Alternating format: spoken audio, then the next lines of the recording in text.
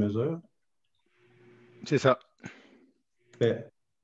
Donc, juste avant que je passe à la présentation, juste vous mentionner que ça va être enregistré. Puis, c'est ça, à bout, ça va être disponible sur le site de la Fédé. Sur le site de la Fédé, sur la chaîne YouTube. Oh. On va demander à tous ceux qui n'ont pas la parole là, de mettre en mute.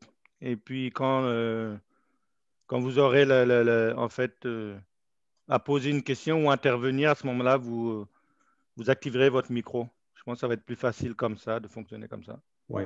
Je veux juste m'assurer que tout le monde voit bien à l'écran la première diapositive. Est-ce que ça va? Oui, Claire fait signe que oui. Oui. Oui, c'est parfait. Parfait, OK, excellent. Donc, bienvenue à tout le monde. Je suis bien heureux de pouvoir dispenser cette formation-là aujourd'hui. Je suis bien content de la participation. Et puis, c'est une formation qui devrait durer environ 1h15 à 1h30 maximum, dépendamment des échanges et des commentaires et questions. J'ai remarqué dans les inscriptions que des participants de différentes régions, donc Montréal, Laurentides, Rive-Sud, Québec, Sherbrooke, Outaouais, il y a même une personne qui est inscrite du Saguenay-Lac-Saint-Jean, qui est Bastien Gadouri. Là, je ne le vois pas encore, mais c'est bien intéressant, des gens de la Nodière. Alors, s'il y a des gens de d'autres régions, j'aimerais que vous me le fassiez savoir par le chat, là, par la boîte de communication, pour avoir une idée de la provenance de tout le monde. Merci tout d'abord à Bou pour son soutien technique, pour nous avoir permis de cette présentation-là aujourd'hui. J'aimerais aussi remercier Cécile et la Commission des officiels pour avoir donné le OK pour la présentation. Puis également Chantal, ma femme, Chantal Gauthier, et Roger pour la relecture du document et puis de la présentation et pour leurs commentaires. Très judicieux. Aujourd'hui, je remarque qu'il y a des gens de diverses expériences, des gens qui ont une certaine expérience, d'autres qui ont beaucoup d'expérience. Donc, mon souhait, c'est que tout le monde puisse trouver son compte aujourd'hui et obtienne des nouvelles informations ou pour certains, ça va être juste un refresh ou un rappel de certaines notions. Pour d'autres, ça va être un apprentissage. Alors, je vais tenter de m'ajuster aux différentes questions, aux différents commentaires de tout le monde à ce niveau-là. Je vous demanderai en termes de consignes, là, je vais juste mettre la prochaine diapo. Pardon. Je voudrais, en termes de consignes, de vous demander de mettre votre son à off ou de vous mettre en mute si vous n'avez pas de questions à adresser pour le bien de tout le monde, pour pas qu'il y ait de bruit de fond par rapport à ça. Également, si vous êtes confortable, il y a l'option « Lever la main ».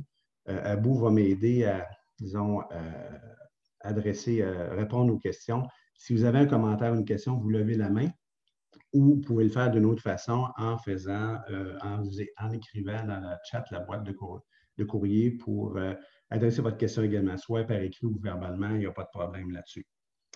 Donc, en fait, aujourd'hui, un peu l'idée de cette formation-là, bon, un compte tour, on l'appelle de différentes façons, compteur de tours, lap scoring. Je vais tenter d'utiliser le français. On est habitué sur le terrain de dire lap scoring, mais c'est juge compte tour, le travail d'un juge compte tour, la vraie terminologie. En fait, pour que tout le monde puisse parfaire leur connaissance, en fait, l'objectif de la formation, les objectifs de la formation sont les suivants, c'est de mieux comprendre le travail d'un compteur de tours, son rôle, ses tâches, et aussi, en échangeant comme ça, on peut découvrir des meilleures façons de faire, des meilleures interventions en tant que commissaire de piste et de compteur de tours. Partager, s'il y a lieu, si c'est pertinent, nos expériences, nos vécus. Et c'est ça. Comme je disais tantôt, mon souhait, c'est que tout le monde puisse aller chercher quelque chose d'intéressant, puis saisir davantage l'importance de c'est quoi un travail d'un compteur de tours ou d'un juge compte tours. Donc, comme je disais, la durée est de 1h15 à 1h30. On va essayer d'être assez concis. Donc, dans la présentation, il y a 5 parties principales. Je vous demanderais peut-être, pour faciliter la discussion et les échanges, que les questions arrivent. Pour exemple, la première section, c'est l'équipe de contour, qu'on adresse nos questions qui vont en fonction de la section comme telle. Donc, l'équipe de contour, on va parler des rôles, fonctions, responsabilités, la composition de l'équipe, l'organisation du plateau, donc en termes d'équipement, comment se positionnent les officiels sur le site, sur la piste, et en termes de barème d'assignation, je vous expliquerai plus en détail. Je vais insister aussi en partie 3 à l'approche communicationnelle. Entre autres, faire mention rapidement les athlètes, entraîneurs, les membres de l'équipe et l'arbitre de piste aussi. Et puis aussi la section 4, la réglementation pertinente, que moi, en lisant le livre, j'ai trouvé des règlements qui touchent ou qui concernent le travail de juge contour. Et à la fin, une petite section intéressante, on va avoir des questions interactives. Donc, il y a 8 questions dont vous allez pouvoir répondre qui touchent au travail de contour et de chef contour pour voir vos connaissances et puis voir la compréhension des questions. Ça peut être débattu, mais donc, vous allez voir live, vous allez pouvoir voter live, vrai ou faux, sur les questions qui vont être montrées à l'écran. Donc, en ce qui concerne le contenu, c'est pas mal ça. Quand avons-nous besoin d'un travail de contour? Donc, tout simplement pour vous dire que c'est lors des épreuves de fond qu'on met en place une équipe de juges contour. Là, je ne parle pas de juge à l'arrivée, mais en fait de juge contour. Tantôt, je ferai un clin d'œil au travail de juge à l'arrivée. Pour les épreuves de fond, selon le règlement, le WA, c'est le World Athletics. Je ne sais pas en français c'est quoi l'expression, mais RC, c'est le règlement de compétition numéro 24.1 qui dit que pour les épreuves de plus que 1500 mètres, et en particulier pour les épreuves de 5000 mètres et plus à l'extérieur, on met en place une équipe de contour. Bon, le principe de base est le suivant. C'est lorsque l'arbitre de piste anticipe qu'il va y avoir des dépassements durant une épreuve. Dépassements, c'est-à-dire que d'où le mot. Oui. Attends 2 secondes. C'est ça que tu fais? Non, là, c'est le truc de maman. Ça va? OK. D'où le nom, d'où le terme lapping ou lap scoring, c'est que le premier athlète dépasse, il y a des dépassements entre les athlètes dans une même épreuve. Donc, et ça, un des trucs, c'est lorsqu'on reçoit les feuilles de terrain, on voit les temps de performance qui sont indiqués sur les feuilles de terrain. Si on présume ou on anticipe qu'il va y avoir des dépassements, on met en place une équipe de contour, mais évidemment, il faut que ce soit des épreuves de plus de 1500 mètres. On ne mettra pas une équipe de lap scoring sur un 800 mètres. Je n'ai jamais vu ça, mais bref. Donc, l'équipe de contour, comme telle, pourquoi une équipe de contour? C'est, comme je disais tantôt, c'est afin de s'assurer que les athlètes puissent effectuer le bon nombre de tours durant une épreuve.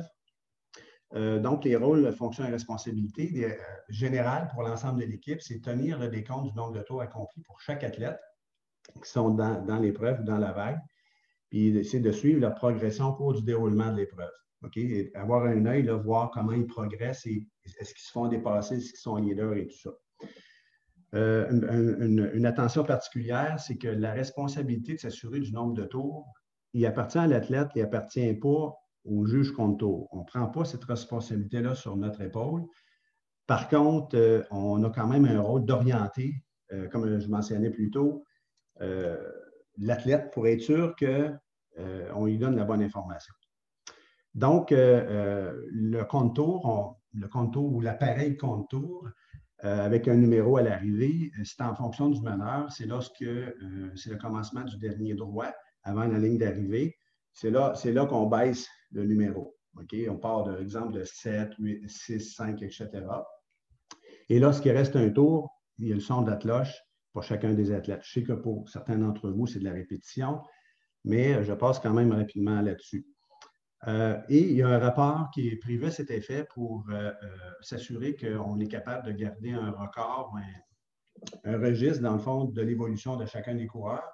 C'est en inscrivant les temps de passage pour chacun des tours. Tantôt, on verra rapidement le formulaire de contour. Et le juge contour est avant tout un commissaire. Puis là, je l'ai mis en exclamation parce qu'il ne faut pas oublier que, oui, on est là pour s'assurer à l'arrivée que les athlètes ont fait un bon nombre de tours, mais si on voit quelque chose qui se passe à la ligne de départ qui correspond en même temps, qui peut correspondre aussi à la ligne d'arrivée, il y a une bousculade, par exemple, au départ, qui n'est pas du ressort du starter, mais du ressort du commissaire. Il faut qu'on regarde ça et puis qu'on puisse le noter et le signifier à notre chef commissaire qui, lui, ne sera pas très, très loin aussi. Donc, voilà. L'équipe de contour comme telle, donc, il y a le chef contour et le chef contour, lui, en fait, il coordonne l'ensemble du travail de son équipe. Il assigne les tâches de son équipe. Donc, il prépare le plateau en distribuant, exemple, en s'assurant qu'il y a des chaises, que la ligne d'arrivée est bien dégagée et tout ça. Et bon, il donne les feuilles de contour à chacun de ses juges contours et il assigne les athlètes. Donc, exemple, un contour sur la feuille va se faire donner un nombre, au maximum, un nombre de 4, on va le voir tantôt, mais un nombre de 4 athlètes par juge, si c'est une épreuve de fond, ou sinon, pour la marche, le règlement dit jusqu'à 6 athlètes. Donc, le juge contour, comme je l'ai mentionné tantôt, il tient le décompte du nombre de tours accomplis pour chaque athlète. Il y a l'opérateur d'atloche et du tableau indicateur. Ça, pour moi, en tout cas, moi, personnellement, je trouve que c'est un poste pivot, un poste très, très important parce que c'est lui qui va être en communication. On verra tantôt plus en détail, mais c'est lui qui est en communication avec à peu près tout le monde, avec le juge, les juges contour, le chef contour et les athlètes aussi. Donc, lui tient à jour le nombre de tours à faire via le tableau indicateur qu'il a avec lui en fonction du meneur de la course. Et au dernier tour, au centre d'attelage, il va sonner pour chacun des athlètes quand c'est leur dernier tour. Il y a aussi l'annonceur de temps de passage, je l'appelle comme ça. Lui, il indique au juge contour le temps approximatif. Je dis bien le temps approximatif parce que ça peut varier de quelques dixièmes de seconde ou une seconde pour chacun des athlètes lors du passage à la ligne d'arrivée. Okay? Donc, lui, il s'adresse au juge contour et non pas aux athlètes. Le juge à l'arrivée, lui, en fait, il vient en complément, il vient appuyer, en fait, l'équipe de contour, mais on considère quand même qu'il est dans l'équipe de contour. Lui, il prend l'ordre d'arrivée des coureurs, il vient appuyer les résultats. Donc, l'arbitre de piste, lui, qui est là, reçoit l'ordre d'arrivée des coureurs, en plus de la feuille de rapport de chacun des contours. Donc, l'arbitre de piste, lui, c'est ça. En fait, il voit au bon déroulement de l'épreuve, il en appuie au besoin à tout le monde, il encourage aussi et il prend l'ordre d'arrivée des athlètes au besoin lorsqu'il peut. OK? Donc, en fait, quand je parle d'organisation du plateau, il y a les équipements, le matériel, puis on pourra aller voir, là, ça ne sera pas très long, je vais vous montrer le rapport, le contour aussi, là, pour qu'on ait une idée de ceux qui ne sont pas très familiers de quoi ça a l'air. Donc, tout simplement, cartable, crayon, papier pour écrire, horaire de la compétition, d'avoir aussi les rapports de contour, s'assurer que le chef contour distribue les rapports de contour à son équipe. Là, je marque intérieur-extérieur parce que, dépendamment de la réalité, si on a une compétition intérieure ou extérieure, on a des rapports différents pour ça, c'est le nombre de tours, dans le fond, qui sont différents et les épreuves. Rapport de commissaire aux besoins. Comme je disais tantôt, on est aussi avant tout un commissaire quand on est juge contour. Il y a la liste aussi des feuilles de terrain, chaises pour l'équipe aussi, pour le chef qui doit s'occuper de ça. Un chronomètre, donc tantôt on parlait d'un annonceur de temps de passage. Il ne faut jamais présumer que ça peut être un bénévole qui peut faire ce travail-là. Il ne faut jamais présumer que le bénévole ou la personne qui va faire ce travail-là a un chrono. Donc, même s'il y a une horloge à l'arrivée, un tableau indicateur digital, on s'assure d'avoir un chronomètre. Tableau indicateur contour, Puis le tableau indicateur digital de temps, si on en a, ben, c'est encore mieux. Ça oriente davantage aussi les athlètes par rapport à ça. Donc, je vais aller au positionnement des officiels. Donc, on va voir le diagramme dans quelques instants. C'est un diagramme qui est de mon cru, alors j'espère que ça va répondre à quelques questions, mais en fait, les officiels doivent se tenir près de la ligne d'arrivée, évidemment pour prendre l'ordre d'arrivée, pas pour prendre l'ordre d'arrivée, mais pour s'assurer de prendre le bon nombre de tours. Ils sont à l'extérieur, des couloirs extérieurs sur la piste, et ils doivent être idéalement 5 mètres, au moins 5 mètres, ou moins, pardon, de la ligne d'arrivée, mais s'assurer aussi de ne pas cacher la ligne d'arrivée ou en fonction de l'opérateur photo-finish qui, lui, veut s'assurer de prendre la bonne ordre d'arrivée. Donc, ça, c'est en fonction du règlement de compétition 19.3. De préférence, qu'on soit en position assise en tant que juge contre tour. C'est sûr que des fois, selon la configuration du site de l'endroit, on est debout. Comme par exemple, quand on est à McGill, c'est pas évident de s'asseoir, c'est très exigu. Donc, on est debout pour faire le travail de contour.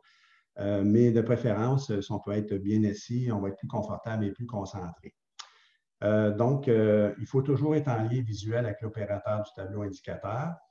Et la règle d'or, la discrétion maximale, c'est que nous, comme officiels, on soit le moins visible possible. Ce n'est pas nous autres qui font le spectacle, ce n'est pas nous autres qu'il faut qu'ils passent à la TV, c'est vraiment à l'athlète. Donc, il faut s'arranger là, pour pas trop se promener, puis il faut rester à notre place.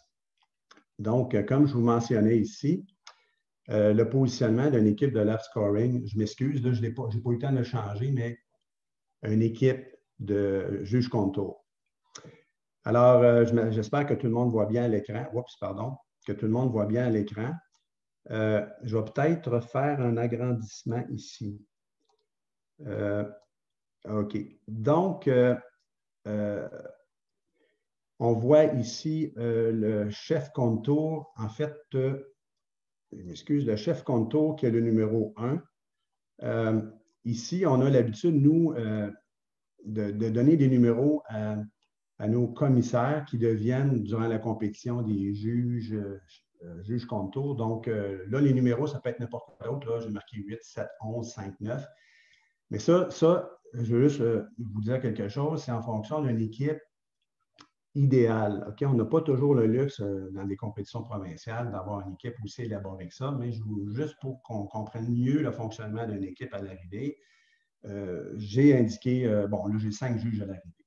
Avec le chef contour, on en a 6. Ici, les juges contour. On a ici la personne, idéalement, qui s'installe en arrière des juges contour au centre pour que sa voix se diffuse très bien, qu'on entende le temps de passage qui est dit à la voix haute aux personnes. Le juge à l'arrivée peut se tenir, je dis bien peut se tenir ici pour bien voir la ligne ici pour bien prendre l'ordre d'arrivée. Et comme vous savez, c'est en fonction du torse. Quand l'athlète passe son torse à la ligne d'arrivée, c'est là qu'on détermine le positionnement de l'athlète quand il arrive. Ici, la flèche, c'est en fonction de la distance entre le premier contour et la ligne d'arrivée. Puis ici, c'est juste pour vous dire, cette flèche-là, qu'il faut que les juges contours soient comment je pourrais dire, dans un lien direct, visible, en fonction de la personne qui est à la cloche, à l'indicateur compteur de tour qui est à l'intérieur ici. Ici, je m'excuse pour le TR, mais c'est track referee, donc c'est l'arbitre de piste qui ne se tient pas très loin aussi, comme je vous disais tantôt, qui peut venir en soutien. Et le chef commissaire qui peut se tenir ici, habituellement, peut se tenir en fin de cours pour avoir une vision sur l'ensemble de la course et de la piste. Donc, si on regarde ici, c'est que, idéalement, l'équipe de rêve, ça fait 5, 6, 7, 8 et 9 personnes.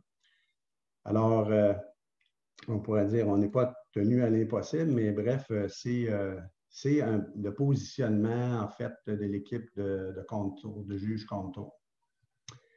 Donc, maintenant, si je poursuis, l'organisation du plateau. Donc, on parle ici de barème d'assignation. Donc, comme je disais tantôt, chaque compteur de tour se voit octroyer un maximum de 4 athlètes par compteur de tour, à l'exception des épreuves de marche, 6 athlètes. Là, je vais faire une petite visite au niveau je vais revenir rapidement. Ici, c'est le rapport de contour, comme je vous mentionnais tantôt. OK, donc là, juste à titre indicatif, on va parler ici, là, vous voyez, le rapport extérieur pour les compétitions extérieures. Donc, puis en plus, nous, on peut se vanter au Québec d'avoir travaillé sur un rapport bilingue, donc merveilleux là-dessus. Félicitations à Roger, entre autres, Chantal, puis d'autres personnes qui ont travaillé sur le rapport et qui est disponible maintenant sur le site de la Fédération québécoise d'athlétisme. Donc, vous avez ici bon, le nom de l'épreuve, la catégorie, s'il y a des vagues, exemple, première vague de 2, etc. Les initiales du chef contour, les hommes, les femmes, numéro de dossard. Donc, quand je parlais d'assignation, vous avez ici 6 cases. Donc, en fonction qu'on peut aller jusqu'à 6 athlètes maximalement, si, exemple, c'est une épreuve de marche. Si c'est une épreuve de fond, on peut y aller à 4 personnes maximum. Donc, ici, on peut aller des épreuves de... Je m'excuse là, si je vois ici. Donc, la feuille est conçue pour de 2000 mètres et plus. Donc, si, exemple, on fait 5000 mètres, c'est 12 tours et demi à l'extérieur. Donc, ça veut dire qu'au premier franchissement à la ligne d'arrivée, c'est 12, 11, etc. Puis, on met le temps approprié pour chacun des athlètes. Alors, voilà. Et puis, à la fin, la cloche, on met le dernier temps. Et à l'arrivée, si on est en mesure de le faire, ça, on ne le fait pas toujours, mais si on peut ajouter le temps d'arrivée de chacun des athlètes, ça peut se faire aussi. Le nom du commissaire, comme je vous disais, un juge contour est un commissaire avant tout, la date. Et cette feuille-là, pour chacun des épreuves et chacun des juges contour, est remis au chef contour qui va le vérifier et qui, lui, à son tour, va le remettre à l'arbitre de piste. Donc,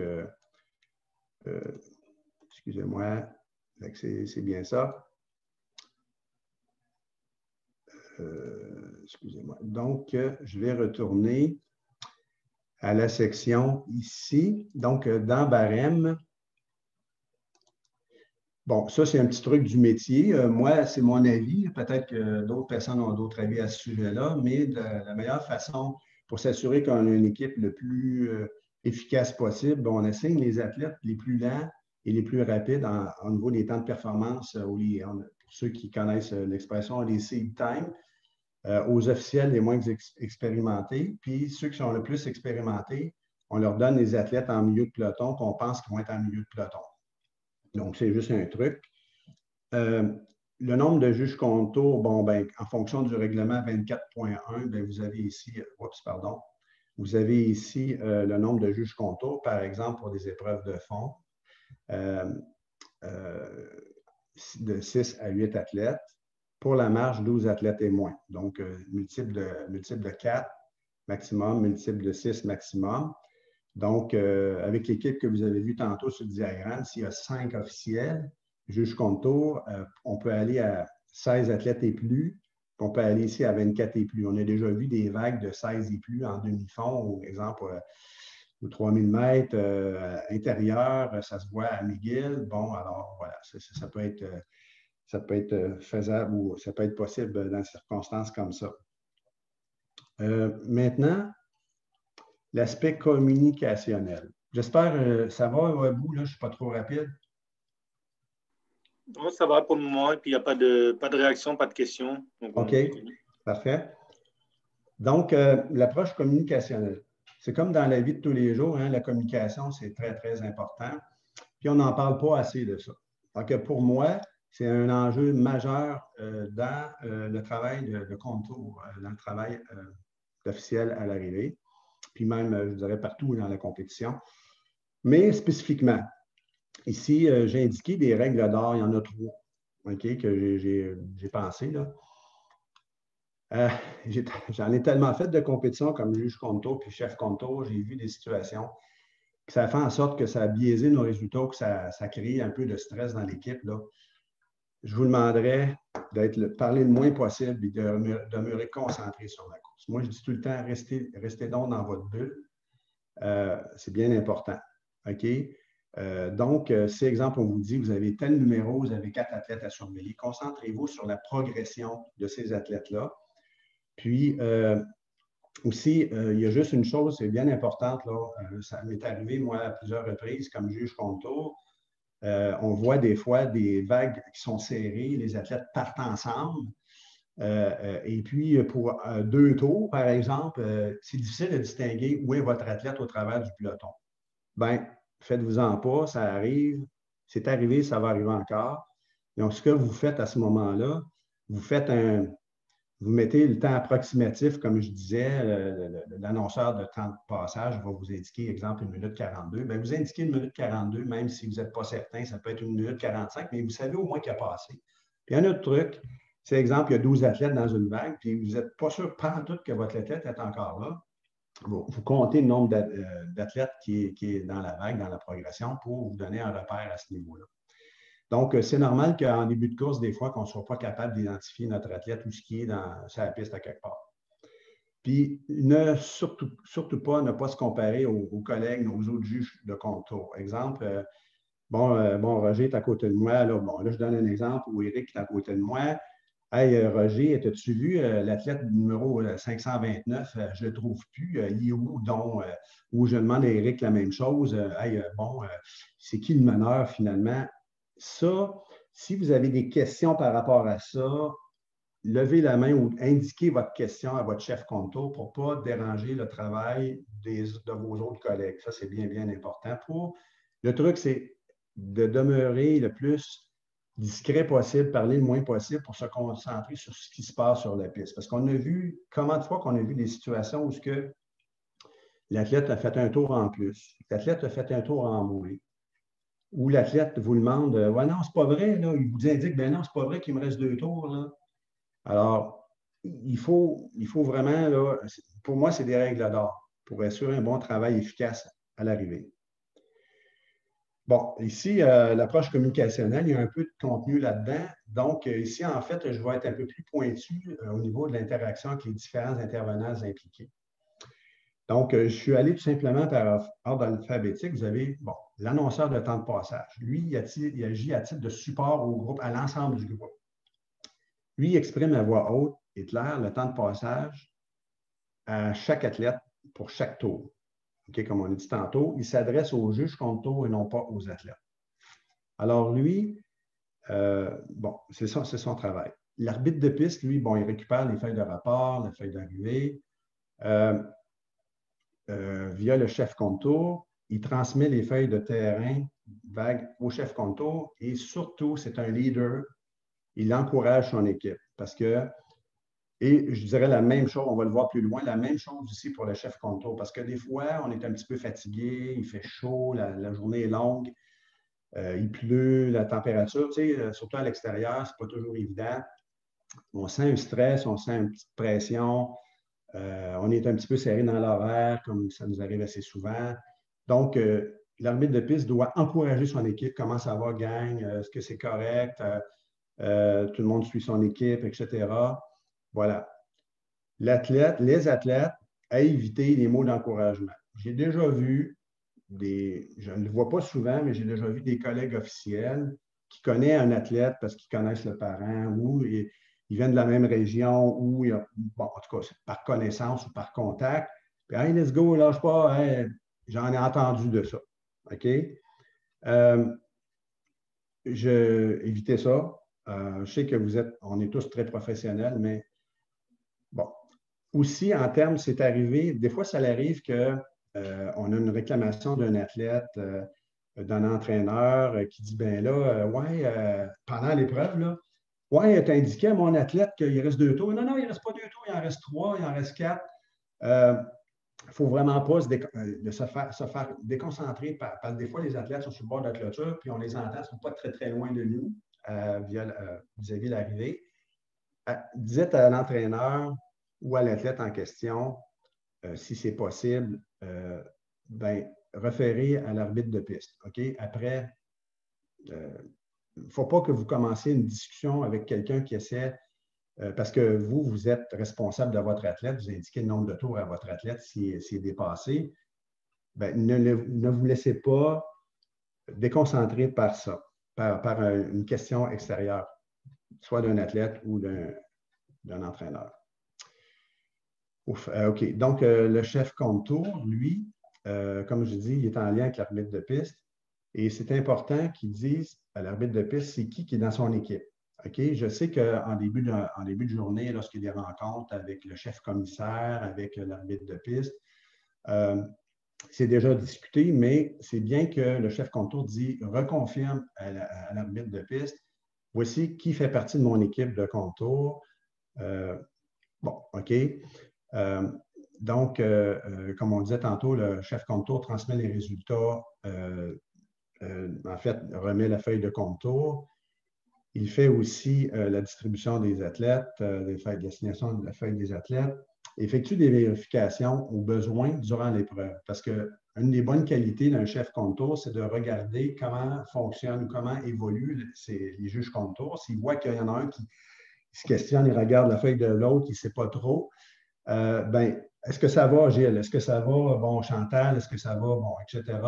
Puis des fois, ils vont dire, ben là, je ne sais plus, il a rendu mon athlète. Alors là, le chef contour peut orienter et réintroduire comme il faut son juge contour pour qu'il resuive son athlète. Et puis, de temps en temps, ce n'est pas mauvais de dire, bon, l'athlète numéro 415, c'est lui le meneur, il arrive, là, il passe. Là. Donc, pas en début d'épreuve, mais lorsque, exemple, il y a beaucoup de dépassements, c'est bon que le chef contour puisse s'exprimer en disant ça. Donc, il appuie aussi, comme je disais tantôt, son équipe comme l'arbitre de piste. Bon, les juges contour indiquent aux athlètes dont ils ont la responsabilité le nombre de tours à faire, verbalement et par signe. OK? Moi-même, j'ai déjà fait l'erreur de dire à un athlète quand j'étais juge contour, il te reste 2 tours. Mais là, il y a du bruit dans les estrades. L'athlète, lui, est concentré sur sa course. Il n'entend pas ce que je lui dis. OK? Donc, quand il se fait doubler, il faut lui indiquer vraiment par signe. Donc, par signe, c'est, exemple, il reste 3 tours, on monte 3 droits.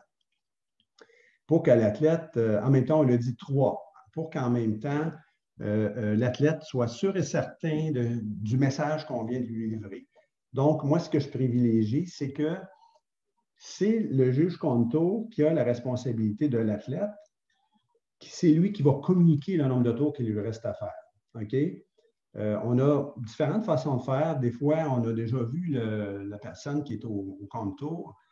Moi, je l'ai déjà fait, là, mais ce n'est pas idéal de dire à l'athlète, à chaque athlète, il te reste 2 tours, 3 tours, etc., qu'on donne la responsabilité à chacun des juges contour de s'occuper de leur athlète à ce niveau-là. L'opérateur d'attelage et du tableau indicateur, comme on disait tantôt, il agit comme référence auprès de l'athlète, de l'équipe de contour et du juge photo-finish aussi.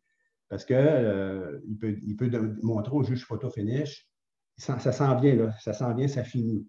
OK? Donc, il peut le montrer. Ça peut être aussi le rôle du chef contour de l'arbitre de piste, mais ça prend quelqu'un qui va jeter un coup d'œil au juge photo-finish pour dire, bien, ça rentre, là. Ça rentre, là, on commence à prendre les résultats. Mais c'est bien sûr que le juge photo-finish, lui, il va il va regarder le tableau indicateur, il va s'orienter en fonction du tableau indicateur pour peser sur le piton quand c'est le temps de prendre le temps de chacun des athlètes. Bon, vérifie les contours. Ah oui. Il vérifie aussi avec les contours si lui-même il est incertain. Il est sûr qu'il reste 3 tours, à indiquer 3 tours sur le tableau indicateur où il reste 4 tours. Il va vérifier. Ah, l'athlète qui vient, c'est qui l'a? Ben, moi, mettons, je l'ai, je me lève la main, je dis, ouais, c'est moi, bon, il reste 4 tours. Donc, pour être sûr qu'il y a une communication entre l'opérateur de la cloche et du tableau indicateur et les juges contours pour s'orienter, pour être sûr du nombre de tours qu'il reste à faire. OK? Bon.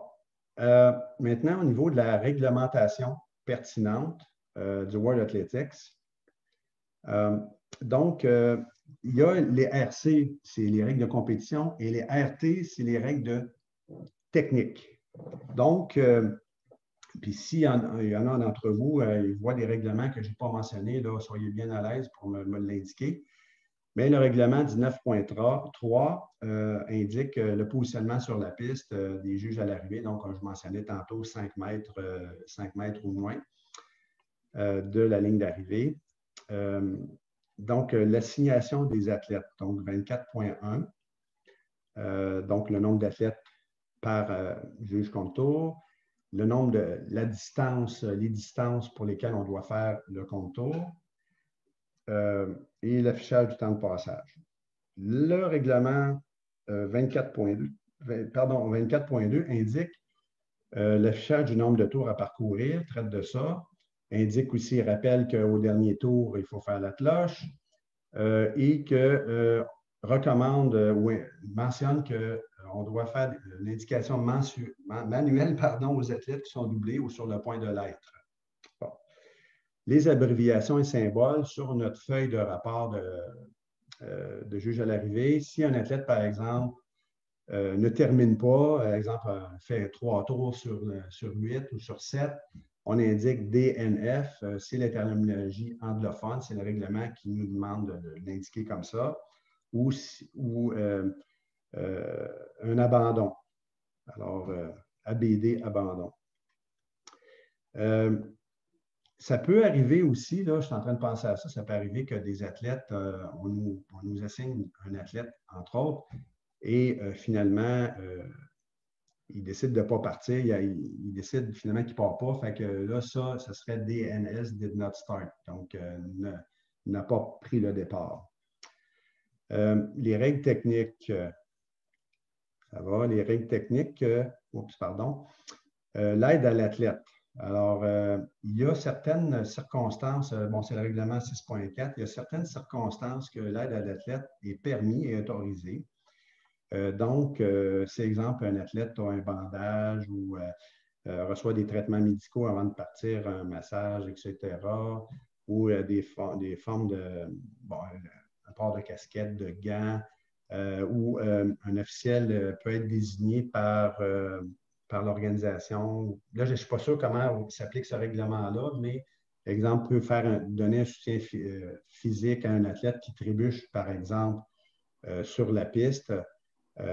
Donc, à ce moment-là, peut être relevé par un officiel qui serait désigné pour le faire.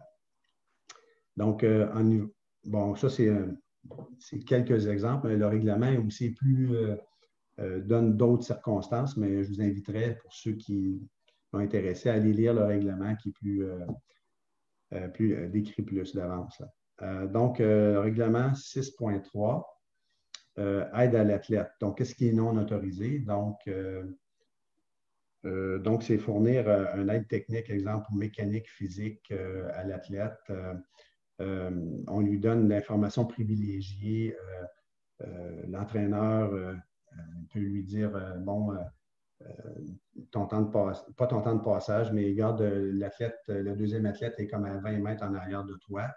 Ou une aide, disons, exemple, je crois qu'il y a des appareils pour donner le rythme. Donc, des appareils, des devices, l'électronique device qu'on appelle, qui peuvent s'assurer que ces athlètes-là ne l'ont pas avec eux quand ils courent. Puis aussi, il y a le règlement que je n'ai pas mentionné, je crois que c'est 5.2. Peut-être Daniel pourrait, ou Cécile, ou quelqu'un d'autre pourrait confirmer, mais c'est les espadrilles maintenant doivent avoir certaines spécifications, là, l'épaisseur de la chaussure, etc. Donc, ça aussi, nous, à l'arrivée, peut-être que si on le voit, on peut le mentionner à notre arbitre de piste, mais du moins, l'arbitre de piste qui est là, s'il voit quelque chose, si toutefois ils ont passé à la chambre d'appel et que ça n'a pas été vu, ben, on signale le tout. Donc, la position du torse, le règlement technique 18,2, donc c'est ce qui permet de déterminer l'ordre d'arrivée des coureurs. Donc, c'est le torse qu'on regarde à l'arrivée. Donc, c'est ça. Là, je crois, est-ce qu'il y a je vois qu'il y a des chats. Oui, justement, c'est ça. J'attendais que tu termines là pour la réglementation. Ouais. Alors, il y a un commentaire de Roger qui dit l'approche communicationnelle, demander au départ d'avoir des bip numbers sur l'épaule droite ou la poitrine droite. Et puis, l'autre commentaire, c'est annonceur de passage sur la ligne de départ aux 3000 mètres et 5000 mètres. OK. Mais 3000 mètres, 5000 mètres, puis il peut y avoir aussi des 10 000 mètres. Je veux juste comprendre le commentaire, là, 3000 puis 5000 mètres. Annonceur de temps de passage sur la ligne de départ, 3000 et 5000 mètres. OK. Ouais, mais ça, c'est Roger, pas vraiment Roger le peut prendre la compteur de parole, tour. s'il vous plaît. C'est pas le compteur de tour, à mon avis, là, c'est autre chose. Ben, peut-être, Cécile, tu peux, ouais, tu veux expliquer ta C'est question? Roger Oui, qui avait, c'est Roger qui c'est avait Roger. fait ce commentaire. Roger, tu peux prendre la parole. Oui, c'était juste un ajout sur cette communication, là. Ça serait d'ajouter peut-être qu'il faut avoir un officiel qui donne les temps de passage de 3000, 5000 parce qu'il se passe sur l'autre côté de la piste. Ah oui, d'accord. Mais ça, ce n'est pas le travail des juges contours. Mais ça, je comprends Exact. que… Non, mais c'est un officiel là, qui doit être là, c'est parce qu'on n'a pas parlé, là. Oui, non, tu as raison, Roger. Si on veut aller plus loin dans l'organisation, dans l'explication, dans l'organisation du plateau, effectivement, là, ça prend un officiel ou quelqu'un qui va donner temps de passage à l'athlète. Exemple, si effectivement, le 3000 mètres, c'est un bon exemple, là, parce que le départ n'est pas en même place que l'arrivée, donc ça prend un temps de passage à l'endroit où est le départ. Effectivement. Daniel demande, Gilles, est-ce que tu peux expliquer pourquoi c'est important d'écrire le temps sur le formulaire et non un X ou un crochet? Ah, merci. Oui, c'est bon, Daniel, merci beaucoup. Je vais peut-être aller en mode caméra, ça va être peut-être plus personnalisé, là. Bon, Daniel, c'est une excellente question. Les temps de passage, ça permet de voir la progression de l'athlète, puis ça permet de voir, de reconstituer l'épreuve pour, si, exemple, il y a un protège où on discute le résultat, puis si on voit, exemple, il y a sur la case suivante, il y a 4 minutes de différence entre les deux temps. Puis les deux tours, ben là, on se dit, oups, je pense que le juge contre tour a sauté un tour et puis ça confirme que l'athlète aurait fait un tour en moins ou en plus, là. Mais parce qu'avant, il y a plusieurs années, c'était seulement un X ou un V qu'on mettait. C'était difficile de reconstituer la course. Puis ça permet de bien comprendre comment évoluer la course. Alors, j'espère que j'ai bien répondu à la question, Daniel. J'aimerais juste dire, tu as mentionné, lorsque c'est possible, d'écrire le temps à l'arrivée, mais d'après moi, lorsque ton athlète entre, tu écris le temps comme n'importe quel autre tour à faire, là, et non pas juste si ça donne. C'est une obligation. Là. OK. Bon, ben, tu vois ça. Merci, Cécile, parce que moi, je suis peut-être un petit peu délinquant là-dessus. Je ne le fais pas toujours, donc je prends note. Donc, là-dessus, il y avait… Daniel, j'ai fini de répondre à ta question. Oui, parce que c'est aussi bon pour, pas seulement dans les protèges, mais aussi pendant la course, pour se rendre compte soi-même quand la course se déroule, que je n'ai manqué un tour. Au lieu d'être à 2 minutes du tour, je suis à 4 minutes, donc je me suis rendu compte moi-même que j'ai manqué un tour. Oui, tout à fait. Oui. Ça, je pense que ça nous est arrivé à chacun de nous qui a fait des juges contre tour, cette situation-là. Oui. Je crois qu'il y avait, il y avait d'autres commentaires, je crois. Moi, j'ai une question, Chantal Desrosiers, pour Gilles.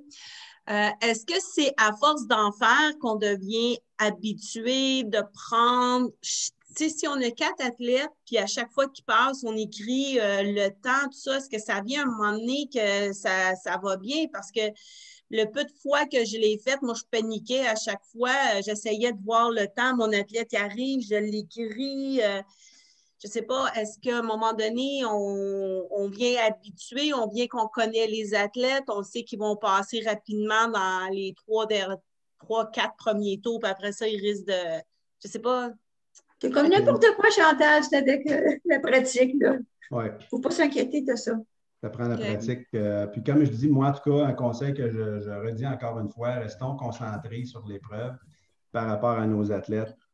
Puis si on n'est vraiment pas sûr, bien, on peut s'adresser à notre chef contour qui va nous replacer puis qui va nous dire, oui, ton athlète, il reste tantôt ou l'autre option, c'est la personne qui est à la cloche au tableau indicateur. Oui. Puis c'est pas évident, là. C'est pas évident. Ça prend effectivement, comme disait Cécile, de la pratique. Moi, je vais vous conter une histoire. Je l'ai mentionné à Chantal quand on s'est parlé la dernière fois, Chantal Desrosiers, qui est une autre Chantal aussi qui est avec nous. Puis, c'était à l'époque où il n'y avait pas encore le stade à Sherbrooke du Verre-et-Or. Il y avait, j'appelle le vieux stade ou la vieille piste en bas. Puis, j'étais chef conto. C'était dans les premières expériences. Et puis, imaginez-vous que c'était le championnat scolaire provincial qui commençait toujours par un 5000 mètres marche juvénile. Fait que j'avais une équipe, j'avais une équipe de conto. Fait que, à l'époque, c'était Richard Crevier qui était le directeur de la compétition.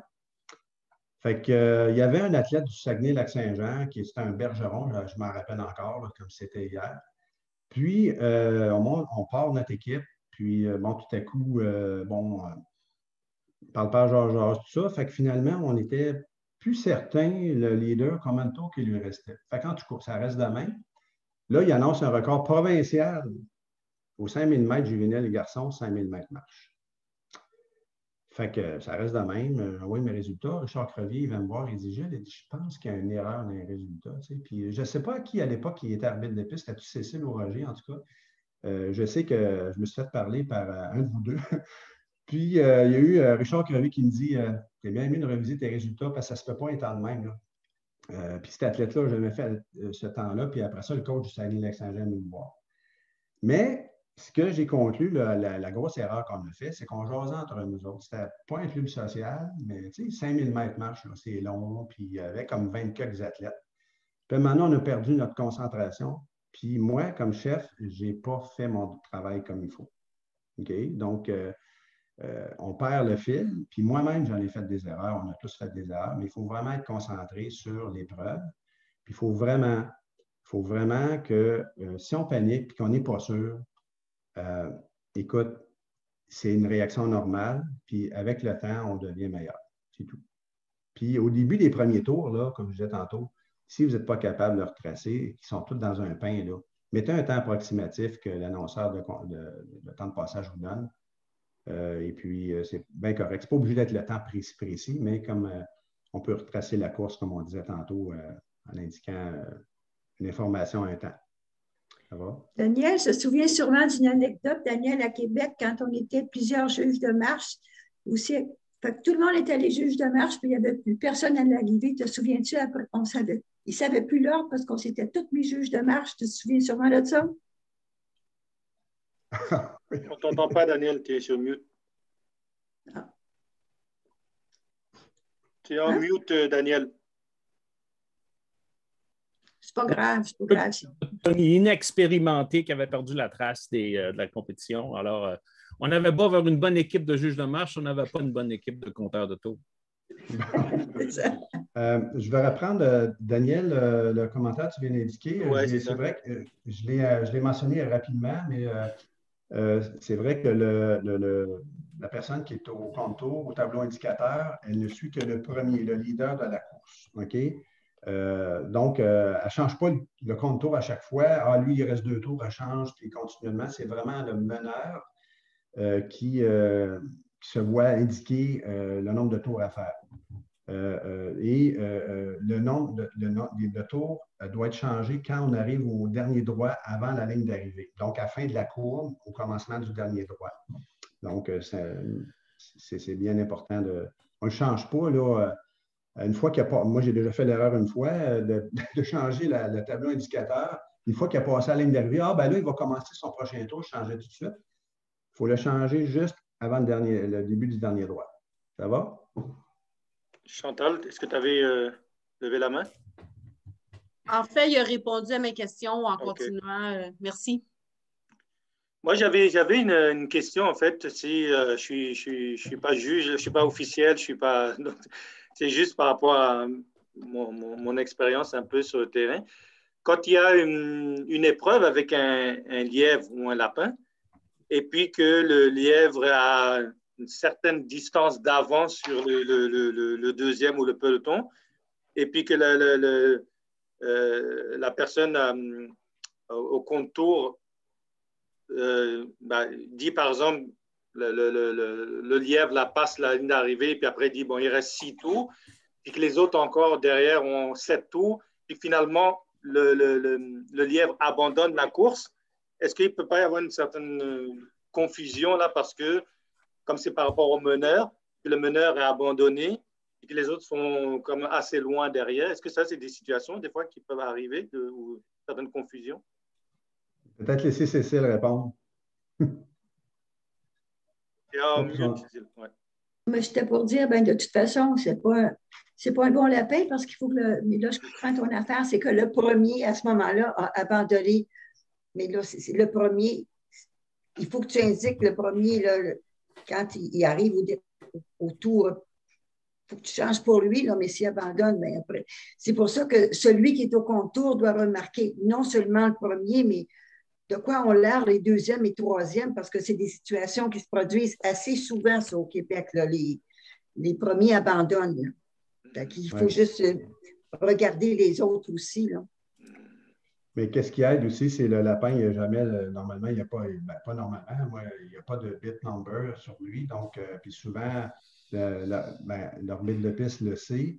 Et puis, il nous dit, tel athlète, cassez-vous pas la tête avec lui ou avec elle, là, il va arrêter en milieu de peloton. Il va arrêter en milieu de course, pardon. Donc, on ne porte pas attention à cette personne-là. Puis, sur les feuilles de terrain, l'athlète n'est pas assigné normalement. Mais ça peut arriver, hein, Cécile, peut-être. Oui, à Québec, ils ont l'habitude d'écrire les athlètes, les noms des athlètes sur les feuilles de terrain. Hein, c'est ça. C'est vraiment important là, que l'organisation communique que c'est juste un lapin. Souvent, on l'apprend, là, mais ils sont déjà partis. Ça, je pense que c'est un point faible des organisations, des fois. Oui, bon point. Daniel avait levé la main. Oui, bien, juste pour répondre à ta question, Abou, règle générale, un lapin va suivre les athlètes un peu à l'avance.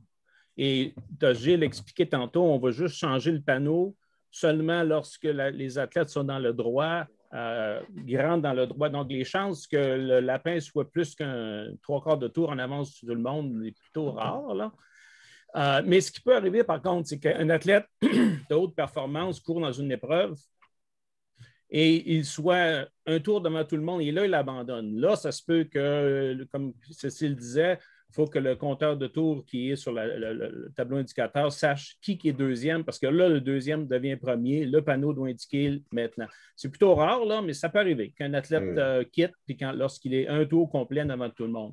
Ça m'est déjà arrivé à un championnat national. Alors, il faut que tu t'assures que quelqu'un suit la compétition, pas juste le premier, mais qu'il soit au fait. Oui, parfait. Ouais. J'aimerais juste aussi ajouter quelque chose. Il faut faire attention, tu parles beaucoup de l'arbitre de piste, mais l'arbitre de piste n'a pas sa fonction nettement d'être sur l'équipe de juge à l'arrivée puis de compteur de tours. Oui, c'est le déroulement complet.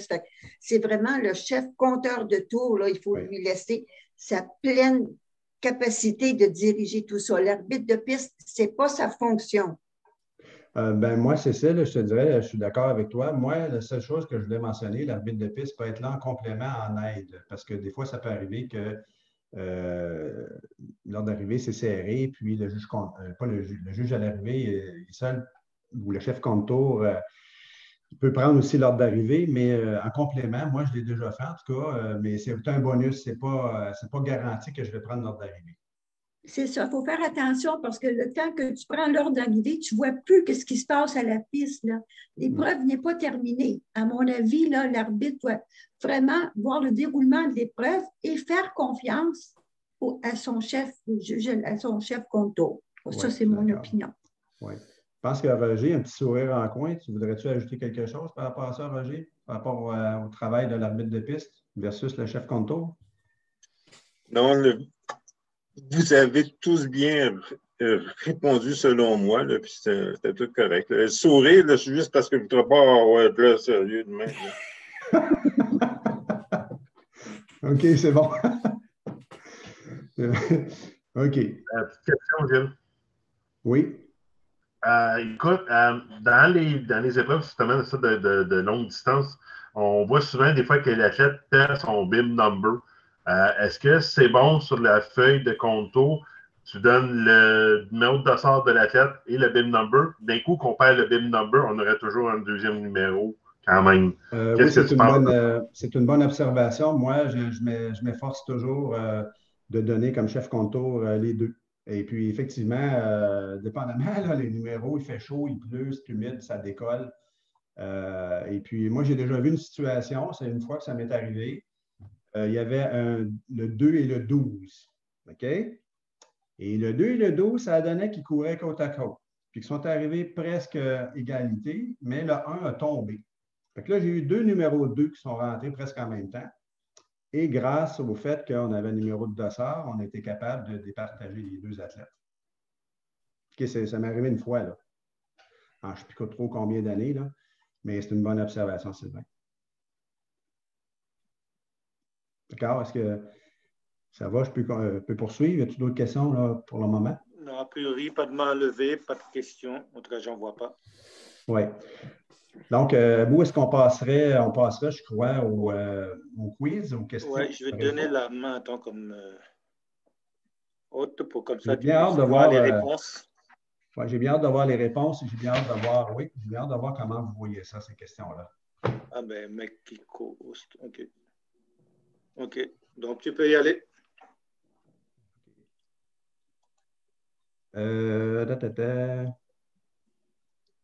Paul.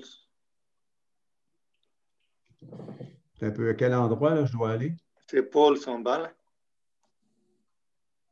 Ah oui, OK. Oui, tu le vois. Une minute. Je vais dans Share Screen, c'est ça? Non, non, non, dans Paul. Paul, c'est juste à côté. Est-ce que tu l'as? Ah oui, OK, oui. C'est oui. beau. Launch polling. OK. Est-ce que tout le monde voit les questions? Oui? Non, je ne vous entends pas. Là. Oui. Benoît, Éric, tout le monde, vous voyez tout, là? Bon, OK. En fait, il y a 8 questions. Et puis, faites-vous-en pas, là, il n'y a pas un temps, le chrono s'indique tout seul. Là. Alors, la première question. Le compteur de tours, il n'agit pas réellement à titre de commissaire. Il faut qu'il se concentre sur la progression de l'athlète et s'assurer qu'il a fait le bon nombre de tours. Alors, je vous laisse répondre, vrai ou faux. Alors, je vous laisse cliquer.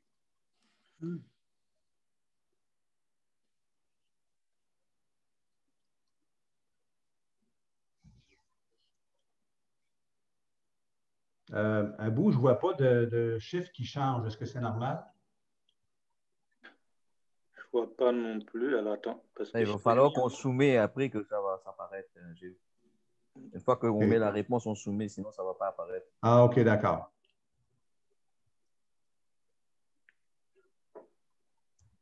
Est-ce qu'il y en a qui ont soumis déjà la réponse? Oui. Il n'y a rien. Alors, attends. Il faut qu'on soumette les 8 réponses. C'est un peu plus long. Là. Ah, OK, ouais, c'est les 8 au complet. Oui, c'est les 8. OK, merci Dominique. OK, donc on va faire ça comme ça. La question 2, donc vous avez répondu à la première question, vrai ou faux. La deuxième question, c'est le compteur de tours, il ne peut s'adresser directement à un athlète ou à un entraîneur. Cette responsabilité incombe au chef compteur en cas de nécessité. Alors, vrai ou faux? Y a-t-il une troisième option? Définir le mot s'adresser. Non. Ouais. J'ai fait par exprès dans cette question-là. Hein. Comme l'autre. Fait qu'on répond pas là. OK. Alors, la réponse, ça va. Vous laissez encore un petit 30 secondes. Ça va? Je vois qu'il y a quelqu'un qui a répondu. J'ai un faux à la première question puis un vrai à la deuxième question. Donc, la troisième question.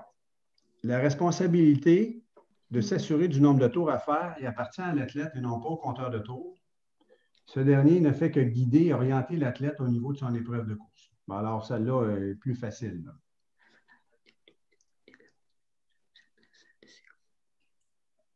OK.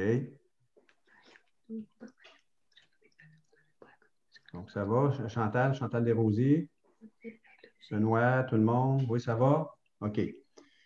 Si je vais trop vite, vous me le dites. En cas d'incertitude, pendant le déroulement d'une épreuve, il est permis qu'un compteur de tours s'adresse à un de ses collègues afin de vérifier le nombre de tours à faire d'un de ses athlètes dont il aurait la responsabilité. Celle-là aussi est facile.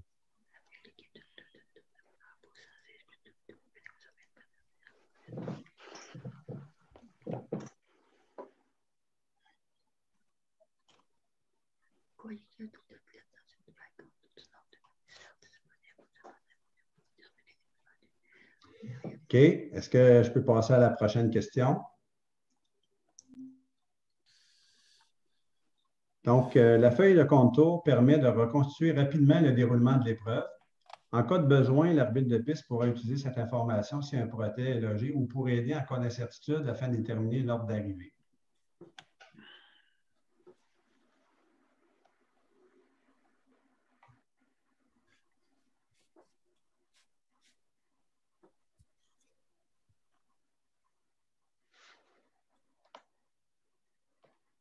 OK, je vais procéder au prochaine question.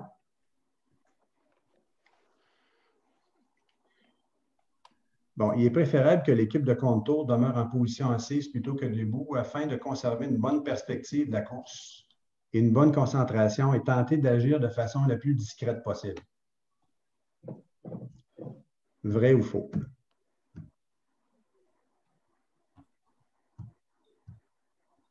Celle-là aussi, je pense qu'elle n'est pas très compliquée.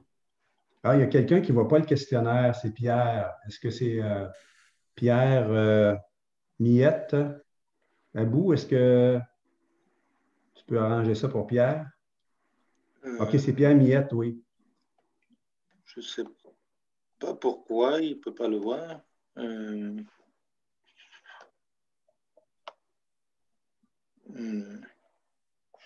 Est-ce qu'il ne le voit pas du tout? C'est juste qu'il ne voit pas plus bas que 3. Peut-être qu'il a oublié de dérouler.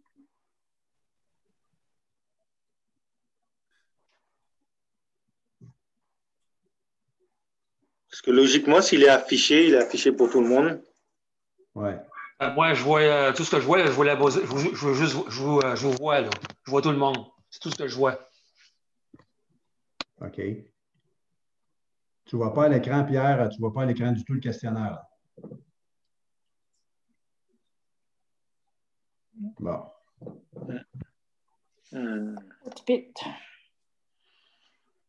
Bon, on poursuit quand même, Abou? Oui, oui. OK. Dominique indique que le sondage peut être derrière la fenêtre principale de Zoom. OK. OK. On va quand même poursuivre la question 7. Puis au pire aller, Pierre, je te l'enverrai par courriel ou pour que tu puisses faire l'exercice toi-même aussi par après, là, si ça te va. Là. Si vraiment tu ne réussis pas. Ça te va? OK. Donc ici, les questions 7 et 8, c'est plus, je m'adresse plus au chef contour.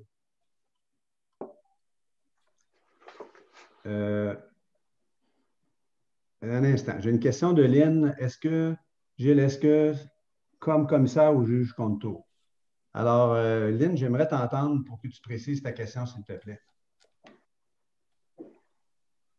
Ah, excuse-moi. Ben oui, c'est parce que dans le fond, tu as répondu à ma question pendant que j'écrivais, c'est pour ça. Ah, OK, ça va? Oui, c'est ça. Merci. OK. OK, parfait.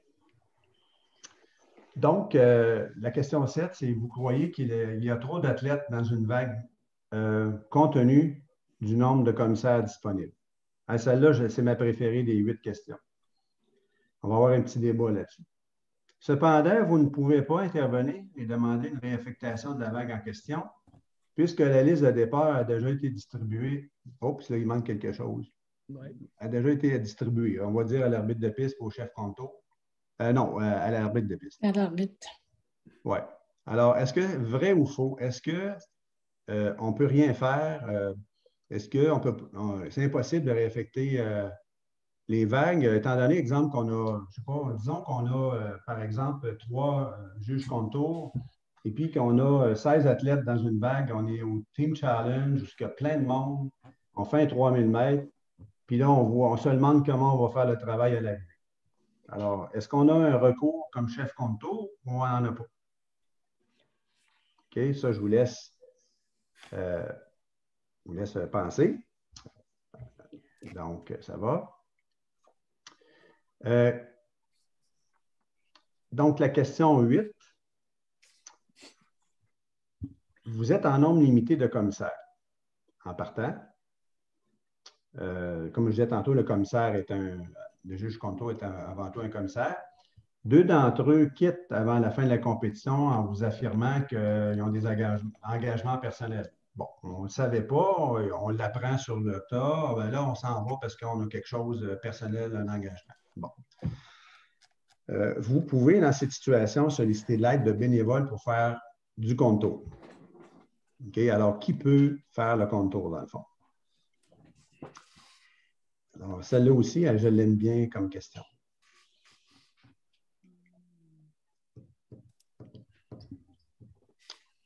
Alors, on voit que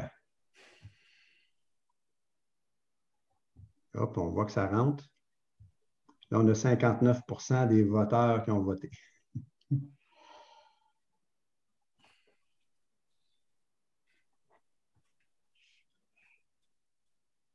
Donc, à bout, je dois attendre, hein? C'est ça, je dois attendre que les résultats s'inscrivent. Oui, c'est ça. Pour le moment, on en a 15 sur 22 qui ont répondu à toutes les questions. OK. Attends un petit peu.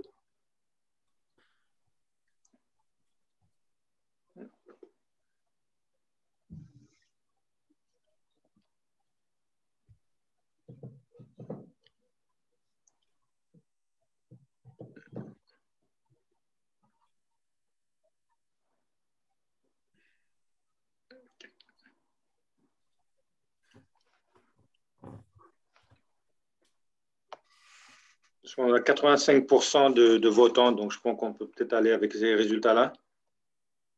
Oui, si je sors de là, est-ce que les gens vont pouvoir continuer pareil à répondre? Là, si tu ne fermes pas le sondage, oui. OK. Bon, parfait.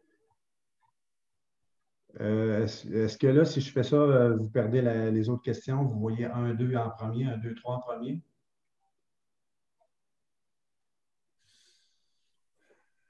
OK. Parce que je vois que la question 1, OK, parfait. 100 % des gens qui ont répondu. Non, il y a 100, OK. Donc, la question 1, actuellement, il y a 18 personnes, comme on disait, sur 21 qui ont répondu. Donc, il y en a, c'est intéressant, il y en a 10 sur 18 qui ont répondu vrai, il y en a 8 qui ont répondu faux. Alors, donc, la réponse est faux. C'est que le compteur de tour, il agit aussi comme commissaire de piste. S'il voit quelque chose qui s'y passe sur la piste, il doit le rapporter et l'indiquer dans la mesure du possible dans l'endroit où il est situé. Donc, oui, il s'assure du nombre de tours, mais aussi il est commissaire avant tout. Donc, la réponse est faux. La deuxième question, le compteur de tours, bon, il peut s'adresser seulement à un athlète ou à un entraîneur. Cette responsabilité incombe au chef compte tour en cas de nécessité. Moi, je l'ai mis dans le contexte où l'épreuve est en déroulement et que, donc, la réponse est vraie. Donc, dans le contexte où l'athlète ou l'entraîneur s'adresse au juge compte tour puis lui pose des questions. Ouais, mais là, mon athlète, là, as-tu vu, c'est le fait de donner du coude, etc. Pas dans le contexte où le juge compte tour oriente son athlète et lui dit il te reste, exemple, 2 tours. Mais donc, c'est pour ça que j'ai indiqué vrai à la réponse. Ça va? La troisième question, la responsabilité, bon, de s'assurer du nombre de tours à faire appartient à l'athlète et non pas au compteur de tours. Bon, la réponse, c'est vrai. OK? Donc, la responsabilité appartient à l'athlète. Nous, on est là pour l'orienter. Éric avait levé la main. Ah, je m'excuse, vas-y, Éric. À la deuxième question, on n'avait pas dit que c'était l'arbitre, qu'on référait à l'arbitre la question? Oui, c'est vrai. Tu as raison. Ça peut être le chef compte tour ou l'arbitre. Mais oui, l'arbitre. Ça devrait être effectivement l'arbitre. Oui, c'est vrai, je n'ai pas corrigé. Merci, Roger. Pas Roger, Éric. Je voudrais juste mentionner aussi ta question 1, là, le rôle premier du juge qui est contour. Il doit d'abord se concentrer sur le contour et deuxièmement, commissaire. Je trouve que c'est. Ben, il me semble, tu mets peut-être l'accent beaucoup sur le commissaire, je suis d'accord, mais son but premier, il ne faut pas qu'il manque son athlète, mais il y a moi, quelqu'un d'autre qui reste sur la piste qui devrait voir. À mon avis, là, son rôle premier, c'est vraiment compteur de tours. Je suis d'accord, Cécile, avec ce que tu dis. Moi, mon intention là-dedans, c'était juste de dire que s'il se passe de quoi devant toi, tu ne fermes pas les yeux en disant, ben non, moi, c'est pas ma job. Moi, là, je fais juste m'assurer du contour. Je suis d'accord avec ça. Mais tu fais bien de le mentionner, la fonction première, c'est pas... On est commissaire quand même, mais il faut se concentrer sur notre travail à l'arrivée, effectivement. Daniel avait levé la main. Oui. C'est juste pour réaffirmer la même chose, c'est que si tu es distrait par une autre activité, tu risques de manquer. Surtout à l'intérieur, quand une piste de 200 mètres, là, puis que tu manques un tour, tu risques de ne pas faire ta job comme il faut. Si on a une équipe de compteurs de tours, puis en plus, on a une équipe de commissaires, bien, les autres devraient faire la job de commissaire. Toi, tu te concentres sur ta job de ton compteur de tours. D'accord que si tu vois quelque chose devant toi, tu ne devrais pas l'ignorer, mais tu devrais premièrement te concentrer sur ta job de compteur de tours. Oui. Oui, absolument. Oui, donc on serait rendu à la question 4. Donc, en cas d'incertitude pendant le déroulement d'une épreuve, il est permis qu'un compteur de tours s'adresse à un de ses collègues afin de vérifier le nombre de tours à faire d'un de ses athlètes dont il a la responsabilité. Donc, ma réponse à moi, ce serait faux. Donc, on ne veut pas qu'il fasse ça, on veut qu'il reste concentré ou qu'il s'adresse à son chef compte tour. Alors, la réponse est faux. Vous l'avez bien saisi, cette question-là. 72 des gens ont répondu faux. OK. La feuille contour permet de reconstituer rapidement le déroulement de l'épreuve. En cas de besoin, l'arbitre pourra utiliser cette information si un trottin est logé ou pour aider en cas d'incertitude afin de déterminer l'ordre d'arrivée. Donc, vous avez répondu 100 %. Merveilleux. La réponse est vraie. Pas bien. La question 6. Il est préférable que l'équipe de compteurs de tours demeure en position assise plutôt que debout. Afin de conserver une bonne perspective de la course et une bonne concentration et tenter d'agir le plus discrètement possible. Encore là, pardon, Sylvain? Sylvain, t'interrompre. Pour la question 5, tu disais que oui, la feuille de contour est importante. Qu'arrive-t-il au cas, des fois, ça pourrait arriver que deux athlètes ont le même temps? Est-ce qu'ils sont considérés comme ex-aequo ou c'est quoi le règlement? Qu'est-ce qui stipule? Parce que ça peut arriver des fois sur une feuille, tu vas avoir deux athlètes, ils vont avoir le même temps de passage. Oui, mais ça, c'est le photo finish qui va déterminer. Des approximations là, sur les feuilles de contour. Là, OK, c'est approximatif. OK, là, parce que des fois, ça pourrait arriver que même dans l'approximatif, tu peux avoir deux temps de passage. Donc, c'était juste pour m'assurer, moi, c'est à la fin, c'est le juge photo finish qui a priorité sur les feuilles. C'est ça? Nous, on reconstitue la course en termes de juge compte tour. On donne une indication, comme le dit Cécile encore, c'est approximatif. Puis le travail de départager qui arrive en premier par rapport à l'autre, ce n'est pas les juges compte tour, ce n'est pas les feuilles de juge compte tour, ça va être l'arbitre de piste avec ou le photo finish à la lecture avec l'arbitre de piste ultimement. OK, super, c'est bon, merci. Ça va. OK. Donc là, les deux questions qui peuvent susciter un grand débat, je vois qu'il y a 44 qui ont répondu à la question 7 vrai, puis 56 faux. Donc, vous croyez qu'il y a trop d'athlètes dans une vague compte tenu du nombre de commissaires disponibles. Cependant, vous ne pouvez intervenir et demander une réaffectation de la vague puisque la liste de départ a déjà été distribuée à l'arbitre de piste. Donc, moi, j'ai indiqué faux. Maintenant, il y a des mais. C'est que, puis là, je veux entendre vos commentaires, là, parce que ça peut être discutable. Mais si le chef compte tour obtient les feuilles de terrain rapidement, voit avec l'arbitre de piste, écoute, avec l'équipe que j'ai, je ne suis pas sûr que ça va mettre beaucoup de pression sur l'équipe. On n'est pas suffisant en nombre. Est-ce qu'on peut penser faire une vague de plus, par exemple? Moi, je l'ai déjà fait au Team Challenge. Je ne l'ai pas fait souvent, mais ça, c'est l'endroit idéal pour pacter les vagues puis pas avoir de monde à l'arrivée. OK? Donc, je ne sais pas, vous, bon, là, je veux peut-être m'adresser à ceux qui ont un peu plus d'expérience que les arbitres de piste. ceux qui ont fait le chef compte-tour, qu'est-ce que vous pensez de ma façon de penser à ce sujet-là? Est-ce que vous avez répondu vrai ou faux de votre côté? Moi, j'ai répondu faux parce que, écoute, il était un peu tard, là, ça devrait être décidé d'avance. Et j'associe ça avec ta question numéro 8 parce que d'après moi, la question numéro 8 permettait d'aller chercher peut-être des bénévoles lorsque tu as des chefs, des juges contours qui doivent s'absenter. Alors, pourquoi tu ne ferais pas la même chose dans le cas de la question numéro 7? Bien.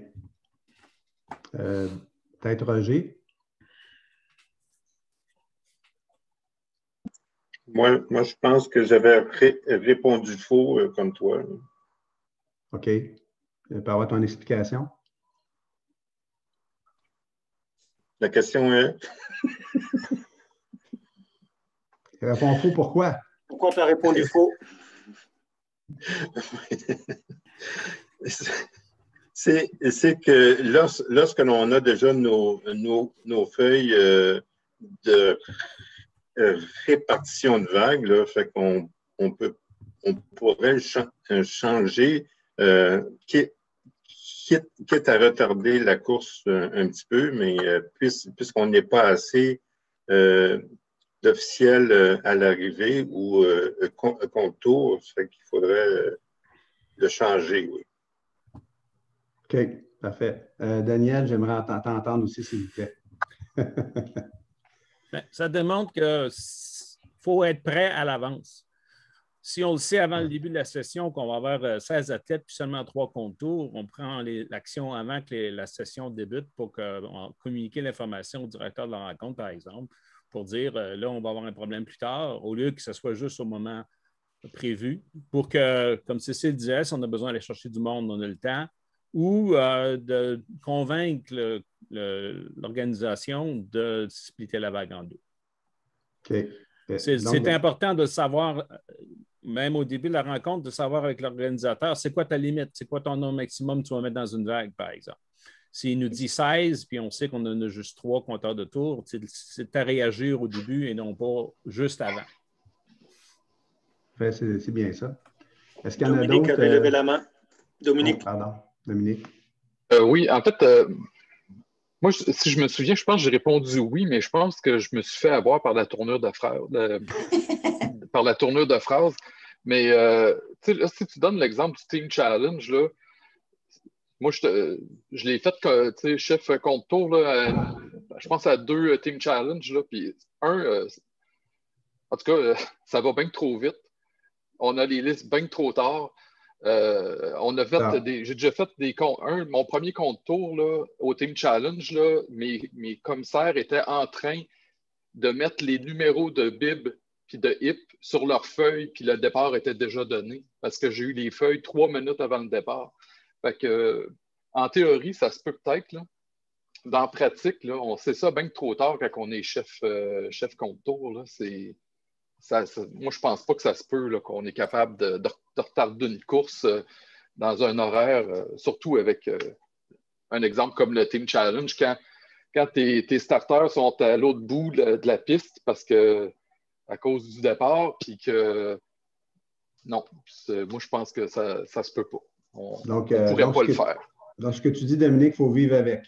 Ben oui, puis on stresse, puis on n'a pas le goût de le refaire une deuxième fois. Et peut-être, Eric, aussi, j'aimerais t'entendre là-dessus. Moi, j'ai répondu faux, parce que l'arbitre, il y a toujours la possibilité d'essayer de convaincre la compétition, l'organisateur, ou il y a la possibilité de retarder le départ de la course pour peut-être donner la chance à son chef contour de trouver plus de monde, des bénévoles. Mais c'était ça ma réponse. Réponse. Puis je vais demander aussi à Chantal, ma femme, Chantal Gauthier. Tu l'as fait, chef contour, quelquefois? M'entends-tu? T'es pas loin, hein? Elle t'a lâché. Il va falloir que tu tapes sur le plancher. J'espère qu'elle ne dort pas, là, non? Je ne vois pas Chantal connectée. Hein. Chantal? Je regarde les noms. Ah bon?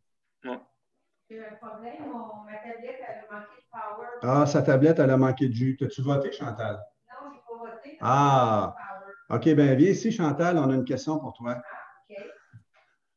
Tu nous entends pareil ou quoi, là? Je t'entendais, mais OK. je ne me suis pas connectée. Alors, je vous présente ma tendre épouse pour ceux qui ne la connaissent pas. Allô?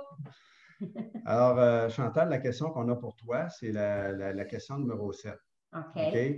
Tu crois qu'il y a trop d'athlètes dans une vague compte tenu du nombre de commissaires disponibles.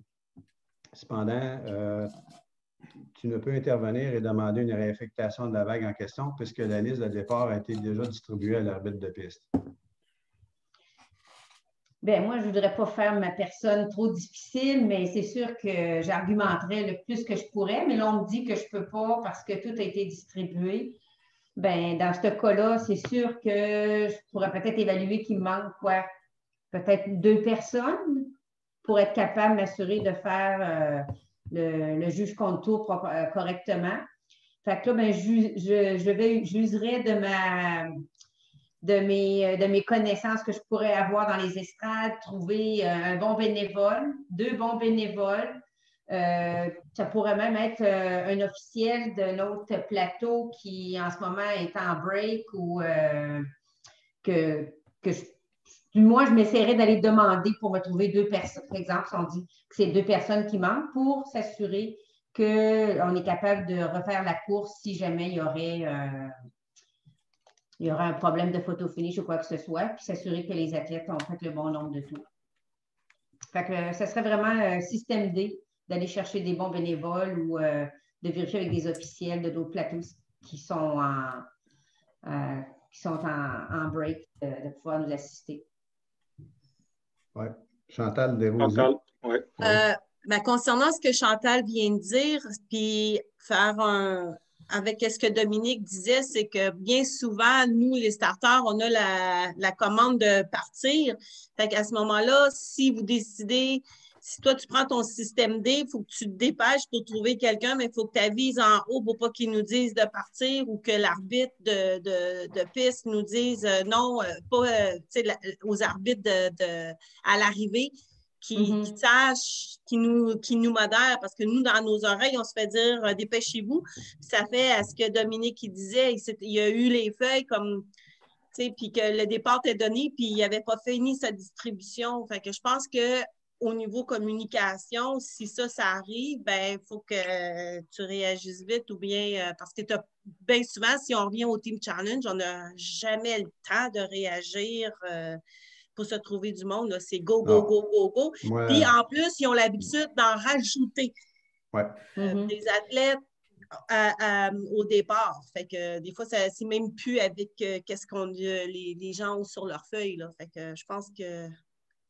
Bon, très bon point, Chantal. Oui, oui. C'est bon d'avoir le point de vue du starter aussi là-dessus, hein, parce que ça influence aussi à ce niveau-là le déroulement. Si je veux essayer de faire un genre de résumé de tous nos commentaires, idéalement, la situation, ce serait comme a été dit, entre autres par Cécile et par Daniel, c'est de voir, d'anticiper à l'avance le plus possible si on voit qu'on arrive serré en fonction du nombre d'athlètes et tout ça, de prévoir des gens qui viennent aider. Mais comme moi, ça m'est arrivé aussi souvent, à la dernière minute, on apprend, on a le nombre... on a les vagues officiellement, pas très longtemps d'avance. Donc, là, il faut trouver rapidement des gens qui viennent nous aider. Sinon, il faut juste essayer de ne pas se mettre dans le trouble en fonction du nombre de personnes à l'arrivée, en fonction du nombre d'athlètes, pour être capable de bien diriger les athlètes et bien donner les résultats. Mais oui, idéalement, si on a le temps d'avance, je suis bien d'accord, il faut planifier, puis il faut avoir le geste comme chef compte tour, de se préparer à l'avance et d'anticiper la problématique qui va s'en venir. Puis moi, il n'y a pas juste à McGill, ça m'est arrivé. Hein, ça m'est arrivé à plusieurs autres endroits qu'à la dernière minute, là, 20 minutes avant, tu apprends que là, finalement, ils ont décidé de pacter 2 vagues ensemble parce qu'on est en retard dans l'horaire ou parce qu'ils s'ajoutent des athlètes, comme tu disais, Chantal. Là. Mais en tout cas, donc, dans le fond, la réponse peut être vraie, elle peut être fausse, là, si je peux résumer, dépendamment de comment on voit l'optique. Okay? Je savais que cette question-là... Pardon? J'ai une petite question.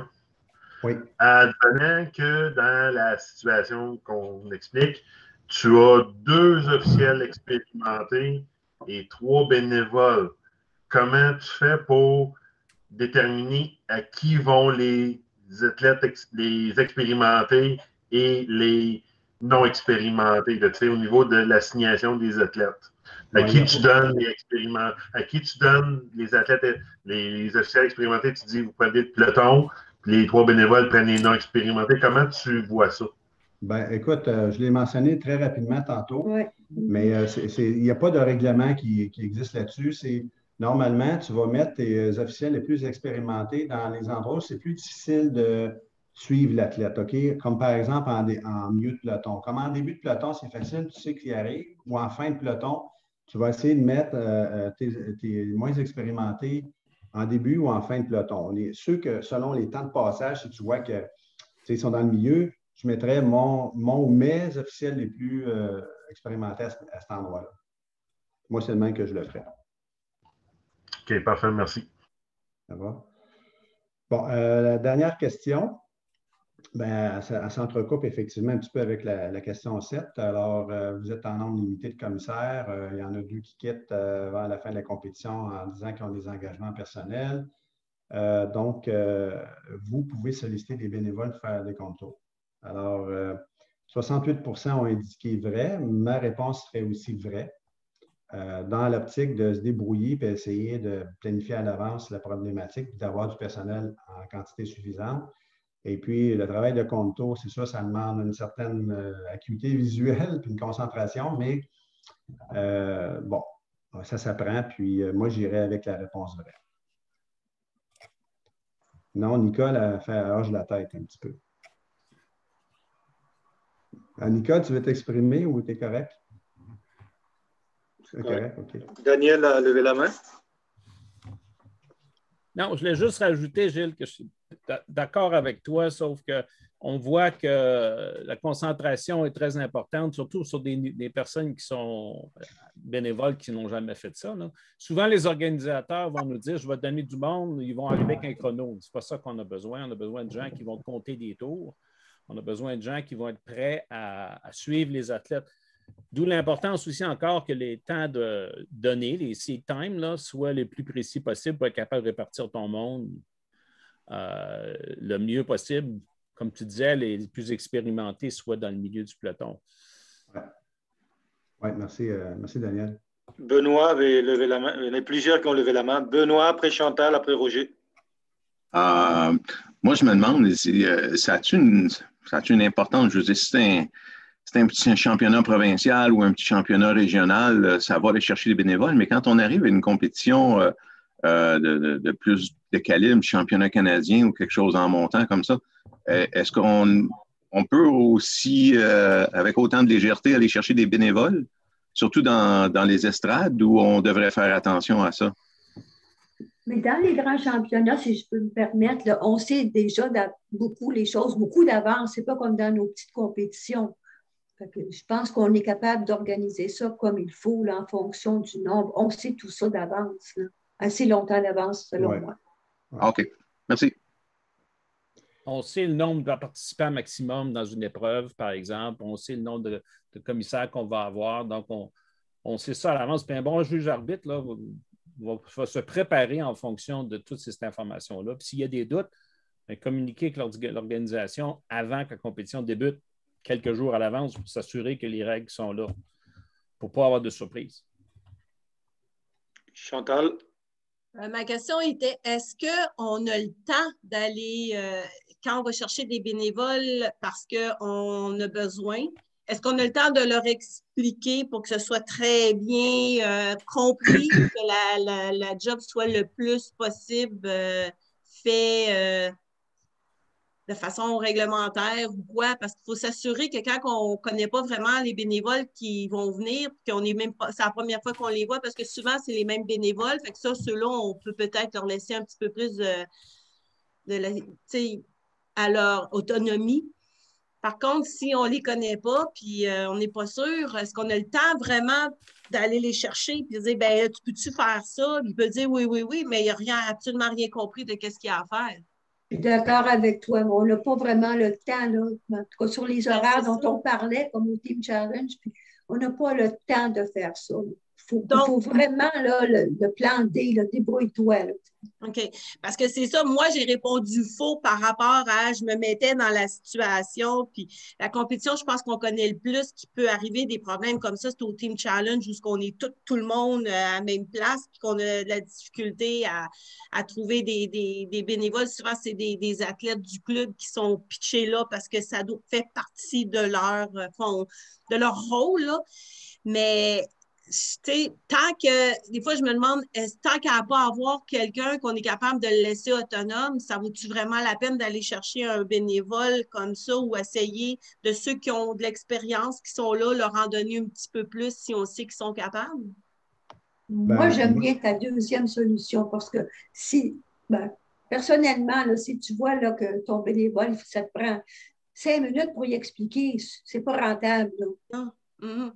Non, c'est ça, effectivement. Si je peux me permettre, moi aussi, là, je suis un peu d'accord avec ce que vous dites, c'est qu'on ne choisit pas n'importe qui dans les estrades ou n'importe où. Donc, mettons, on est capable d'aller chercher, même si on est capable d'aller chercher juste une personne, mais c'est toujours bien ça, un athlète ou un entraîneur ou quelqu'un qui est à l'aise avec la discipline ou qui a l'œil pour la piste, ça serait quand même une bonne personne. Puis, bon, bien expliqué en 5 minutes, là, je pense que ça peut se faire. C'est de prendre les temps de passage de l'athlète qu'on va lui donner. Tu sais. Est-ce que, par exemple, on pourrait, déjà en partant, en commençant la compétition, s'assurer qu'on a les bons nombres de compteurs, là? Puis sinon, tout de suite réagir rapidement parce que, comme il y a quelqu'un tantôt qui a mentionné, Cécile, il y a des fois, chez les autres officiels, ils ont des breaks. Des fois, ils n'en ont pas beaucoup. Des fois, ils en ont même moins que nous autres à la piste. Là. Mais est-ce que des fois, si on le sait un petit peu ou qu'on pense que ça peut arriver parce que c'est telle compétition et c'est toujours les mêmes problèmes, on peut tout de suite aller demander à la personne, as-tu un break à telle heure? J'aurais sûrement besoin de toi. Puis tu peux-tu te tenir autour? Si je n'ai pas besoin, tant mieux. Mais si j'ai besoin, je peux tout de suite te récupérer. Est-ce qu'on peut déjà, en partant la journée ou la fin de semaine, s'assurer de choses comme ça? Oui, puis j'ajouterais quelque chose, moi peut-être que tu n'aimeras pas, mais dans un départ de longue distance, là, mettons, vous êtes 2 starters, une fois que le départ est donné, il y en a peut-être un qui peut venir aider, là. Moi, je l'ai fait à plusieurs reprises, on m'a demandé. Excuse-moi, je n'ai pas compris parce que moi, ça a gelé à mon ordinateur. Je n'ai pas compris ce que tu as dit, Cécile. OK, j'ai dit que, étant donné, dans un demi-fond, vous êtes 2 pour donner les départs, mais une fois que le départ est donné, il y a peut-être un de vous 2 qui connaît bien la situation puis qui est capable d'agir contour. Moi, ce serait une option que j'envisage beaucoup. Ou on peut aller chercher Nicole. Ah ben oui. Mais moi, en passant, je l'ai fait à plusieurs reprises. Exemple, je donne le départ, puis on me dit, Gilles, peux-tu venir donner un coup de main à l'arrivée? Sur un 3000 mètres ou un 5000 mètres, puis je l'ai fait encore récemment, puis il ne faut pas le gêner, effectivement. L'idée est excellente, c'est une très bonne option. Éric, je ne t'ai pas oublié, mais Roger avait déjà levé la main, je pense. Roger? Après, je te donne la parole, Éric. Oui, c'est le même argument que Chantal. C'est exactement cette question-là là, que je voulais dire. Poser. C'est une question de temps, puis c'est une question de formation. Si on prend quelqu'un qui a été formé à niveau 1, ça sera sûrement pour des compétitions en bas de provinciaux, là. Mais en haut de provinciaux, mais là, on connaît déjà le nombre d'athlètes là, qui vont courir dans ces longues courses-là. Fait qu'on devrait déjà prévenir le nombre d'officiels qui vont être commissaires puis au contour. Éric? Je pense que un bon chef contour, il doit aussi être un peu prévoyant. C'est-à-dire, par exemple, au début d'une session, si tu ne sais pas combien il y aura exactement environ de vagues, mais demande la question de 1 à ton arbitre, parce que peut-être lui il pourra demander à l'organisateur combien est-ce qu'il prévoit de vagues. Admettons, s'ils sont 16, est-ce que ça va être 1 ou 2 vagues? Mais demande-le à l'arbitre, puis peut-être l'organisateur a déjà une réponse. Puis en ce sens-ci, ça te donne aussi la chance, disons, pendant la pause de dîner, de trouver ton monde, des bénévoles ou... là, je ne dis pas quelle sorte de bénévole, mais juste trouver ton monde. Puis une fois que, rendu vraiment au début de la course, tu auras ton monde, tu auras possiblement déjà le nombre de personnes par vague, et tu pourras aussi savoir combien d'athlètes à assigner par juge. Donc, la chambre d'appel ouvre seulement que 45 minutes avant la course. Hein? Oui, mais ce que je veux dire, c'est que souvent les organisateurs ont déjà un nombre de vagues en tête avant même les scratchs finales, mais c'est-à-dire les scratchs à la chambre d'appel. Fait que tu prévois toujours le pire scénario. Oui, c'est sûr que des fois... Pritam avait levé la main. Oui. Oui, et la solution de solliciter d'autres officiels, je trouve que c'est pertinent. Mais quand même, moi, je dirais un peu, y aller un peu plus loin quand même. Parce que des fois, il y a d'autres officiels qui travaillent dans d'autres, qui ont un peu peur de venir à la piste ou autre chose, peut-être par manque d'expérience ou autre chose. Peut-être essayer de temps à autre d'organiser un genre de rotation, au moins de prendre des officiels un peu de leur donner l'opportunité d'être un peu en piste, le temps d'acquérir quand même un peu d'expérience, même dans des petites compétitions ou quoi. Ben, dans l'éventualité, hein, dans un autre cas, quand ce genre de situation se présente, écoute, les personnes sont là, ont déjà acquis un peu d'expérience qui vont pouvoir nous aider. Ça, c'est mon avis. Je ne sais pas, vous pouvez débattre là-dessus, les amis. Bien. Bien.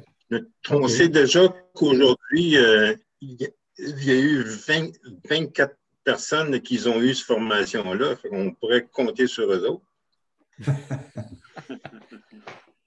Oui. C'est ça. Peut-être juste, si tu me permets, Abou, j'aimerais poser une question à M. Campagna parce que je ne le connais pas beaucoup. Je sais qu'on a travaillé peut-être une fois ou deux. Est-ce que c'est l'information qui est diffusée t'aide beaucoup? T'es clair par rapport à ce qu'on a mentionné aujourd'hui? Je l'ai vu tantôt, M. Campagna, il est comme parti. Oui, il a dit qu'il devait quitter pour un autre engagement. Moi non plus, je n'ai aucune idée de ce qu'il a l'air. OK. Ah oui, je vois ça, il vient juste d'envoyer. OK. Ah, il a indiqué ici, merci Gilles, c'était très bien. Je vais peut-être prendre l'initiative juste de lâcher un petit coup de téléphone ou juste de jaser avec, juste pour voir comment. C'est un commissaire, Cécile? Est-ce que c'est M. Campagna, c'est un commissaire? Moi, je ne le connais pas. Il est de quelle région? Il vient de quelle région? La région de Québec. Il est de Québec. Non, parce moi, ça ne me dit rien. Moi, il me dit qu'il a déjà travaillé avec moi, mais je ne me souviens pas de lui. Non, ceux de Québec, je le revois pas. Dominique, il nous fait coucou, il s'en va. Salut Dominique, merci beaucoup. Merci Dominique. Donc, je vais juste... Daniel avait levé la main. Oui, la question pour toi, Abou. Oui. Est-ce que ça pourrait être, en tant que la Fédération pourrait avoir des guides qu'on pourrait organiser? On a fait ça dans le passé, là, nombre maximum de participants sur un 200 mètres intérieur dans un 5000 mètres, par exemple. Des choses comme ça pour éventuellement guider les organisations. On sait qu'ils sont toujours mal pris à la dernière minute et ils veulent rajouter. Non? Mais on sait la situation aussi qu'on manque de personnel. Puis si on est prévoyant, de pouvoir indiquer aux organisateurs peut-être voici les maximums qu'on voudrait que vous respectiez pour aider tout le monde. C'est pas mieux là, quand on a 20 dans une course puis on manque du monde, puis il y a du monde qui n'a pas les bons temps parce qu'ils ont fait des tours de trop ou pas assez.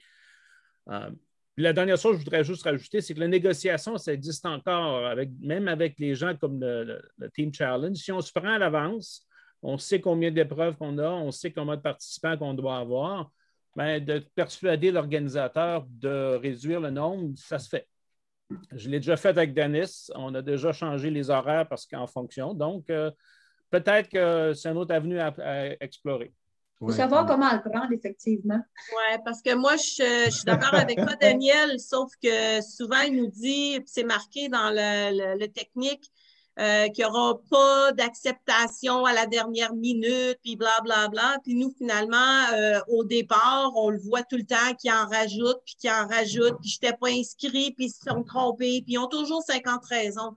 Fait que je ne sais pas à quel point il peut te dire oui, puis te faire plaisir, puis te dire ce que tu veux entendre, aller jusqu'à ce que ce soit vraiment fait comme ça.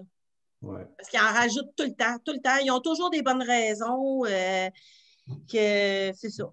C'est souvent des personnes de leur région aussi. Tout à fait. Tout à fait. Mais, mais moi, le but de la question, c'était qu'on se sensibilise tout le monde à cette problématique-là, qu'on a vécu tout le monde, qu'on va vivre tout le monde encore, puis comment on organise ça. Qu'on soit, comme disait Éric, qu'on prévoit d'avance ce qui pourrait arriver. Oui, on a spoté d'avance, ça, je suis d'accord. Oui. OK. Ben, c'est bon. Alors, je vais juste retourner. En tout cas, pour la question de Daniel, pour le guide, moi, effectivement, s'il y a de la possibilité de communiquer aux organisateurs, au moins, ça les sensibilisera. Après, c'est sûr qu'il y aura toujours des exceptions, là, mais au moins, si ça permet d'encadrer, moi, je suis toujours pour ce genre d'initiative, effectivement. Oui. Puis, tu sais, c'est bon qu'on parle aux organisateurs, à vous, parce qu'ils ne sont pas tous conscients de c'est quoi un travail de commissaire ou de juge à l'arrivée, plutôt. Ils ne sont pas tous... Des fois, ce n'est pas forcément pour mal faire. Hein. Des fois, ce n'est pas forcément pour mal faire. C'est parce qu'ils disent, si j'en ai un ou deux de plus, ça ne fera rien. Ouais. Ils ne sont pas conscients qu'il y a toute une logistique derrière, ou toute une organisation. Pour moi là, c'est un travail sérieux quand même, parce que combien de fois qu'on s'est fait chicaner comme juge en disant, ben, hey, les athlètes n'ont pas fait le bon nombre de tours. Hey, mon athlète, l'entraîneur vient de voir, l'organisateur dit, moi, j'ai eu le commentaire là, souvent, là. Mais on fait notre possible, mais il faut que les organisateurs, effectivement, comprennent l'importance de ce travail-là, qui n'est pas pendant toute la compétition, il est juste pendant certaines épreuves, mais ils sont importants parce qu'on veut accompagner l'athlète, on veut être sûr de bien refléter les résultats de la course. Mais l'organisateur, il faut qu'il soit effectivement sensibilisé. Je trouve le commentaire très important ici. Sensibiliser à ça, puis sensibiliser aussi, tu sais, quand tantôt je parlais que nous, à l'équipe de départ, on se fait dire accélérez, vous prenez du retard, mais si on rajoute des athlètes régulièrement au départ, c'est sûr que ça va retarder le départ, puis on est les premiers à se faire taper ses doigts quand on attend après le photo-finish. Parce qu'eux autres aussi, nous, quand on a des ajouts, il faut les aviser. On a l'ajout, tel numéro. Fait que je pense que ce serait important, quitte à ce qu'il y ait une formation de ce que c'est une journée de compétition, en quoi ça consiste, si tu rajoutes des gens, des choses comme ça. Puis ça éviterait peut-être que ce soit au niveau du lap scoring ou bien au niveau des départs. Là, je pense que ça vient pour toutes là aussi. Là. Éric, tu avais levé la main?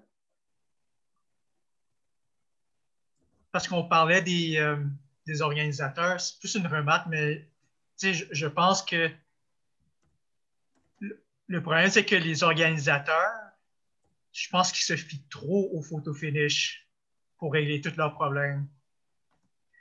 Le problème, c'est que parfois, si le photo-finish, ils ont coupé le capture d'image au milieu de la course, mais là, ils sont mal pris. Là. C'est pour ça qu'ils ont besoin de savoir c'est quoi l'importance de pourquoi est-ce que cette fonction-là existe. Oui, qu'ils comprennent notre travail, qu'ils comprennent vraiment notre travail. Puis moi, je me suis fait dire par plusieurs organisateurs, vous êtes bien trop de monde, là. Qu'est-ce que vous faites là? On aurait peut-être besoin d'un officiel dans votre gang en lancer parce qu'il manque du monde. Là. Peux-tu me déléguer. Non, c'est vrai de l'air. J'ai déjà entendu. Puis c'est correct qu'ils posent la question, mais ça démontre leur incompréhension de la patente à l'arrivée. C'est ça que ça veut dire. Julie, je pense que tu avais levé la main, le doigt. Oui, par rapport au propos des fois des athlètes qui sont rajoutés à la dernière minute, ça vient des régions de ça aussi. Puis je pense qu'il ne faut pas oublier qu'à chaque inscription, il y a des coûts monétaires qui sont rattachés à ça. Et je pense peut-être aussi que ça sert pas mal de financement aussi pour les clubs des compétitions. Fait qu'il y a peut-être ça aussi qui est vu. Je ne pense pas qu'ils rajoutent des athlètes, des choses-là, je pense, pour nuire aux officiels, là. Non. Mais, en tout cas, c'est juste une constatation comme ça que je voulais soumettre. Et Dieu sait que les clubs en arrachent dans cet incite. Ah ouais, c'est sûr. Hein, oui. Fait que de mon côté. Les gens quittent peu à peu, là, on est 18 maintenant. De mon côté, je n'avais plus rien à ajouter. Je ne sais pas s'il y avait d'autres commentaires ou d'autres questions, là, mais... Lynn, je pense que Lynn a levé la main. Une petite question. Quand vous avez dit au début les compétitions qui étaient annulées, vous avez dit Jeux du Québec, c'est quoi l'autre qui est annulé aussi? La Légion. OK. Et puis les provinciaux scolaires. OK, le Canadien, il a lieu, lui. À date, oui. OK, parfait. OK, bien merci. OK. Donc, Lynn, tu vas t'en venir avec nous en piste? Hein? Ah oui, on va venir.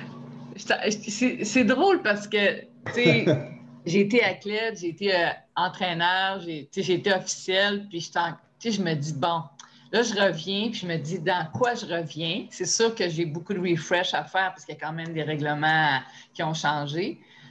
Mais c'est sûr que, comme étant ancienne sprinteuse, ancienne sprinteuse, fait que c'est sûr que la course est toujours dans mon cœur.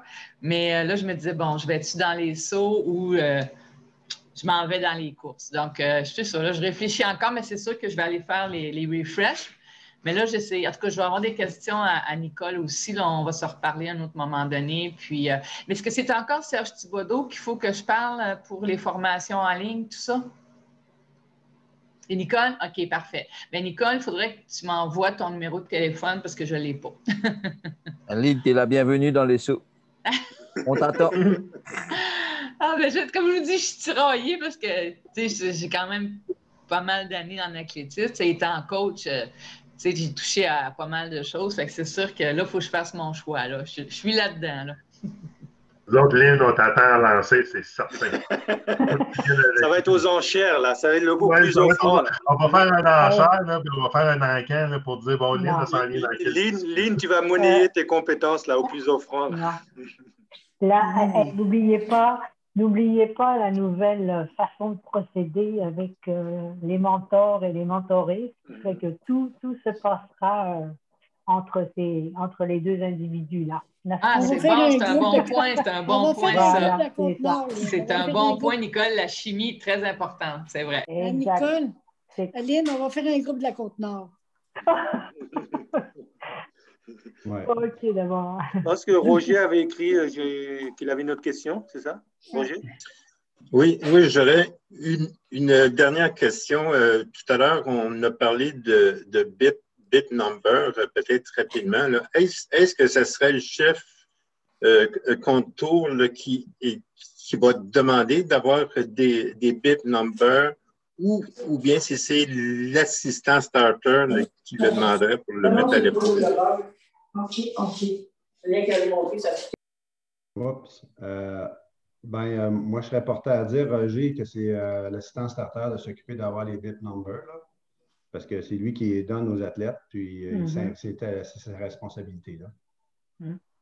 Oui, mais je parlais toujours pour les courses à longue distance là, qui font plusieurs tours, là, puis tout ça, là, si eux autres, ils le mettent à l'épaule droite, ou bien à la cuisse droite, ou quelque chose du genre, pour que le compteur de tours, lui, il le voit bien, son numéro.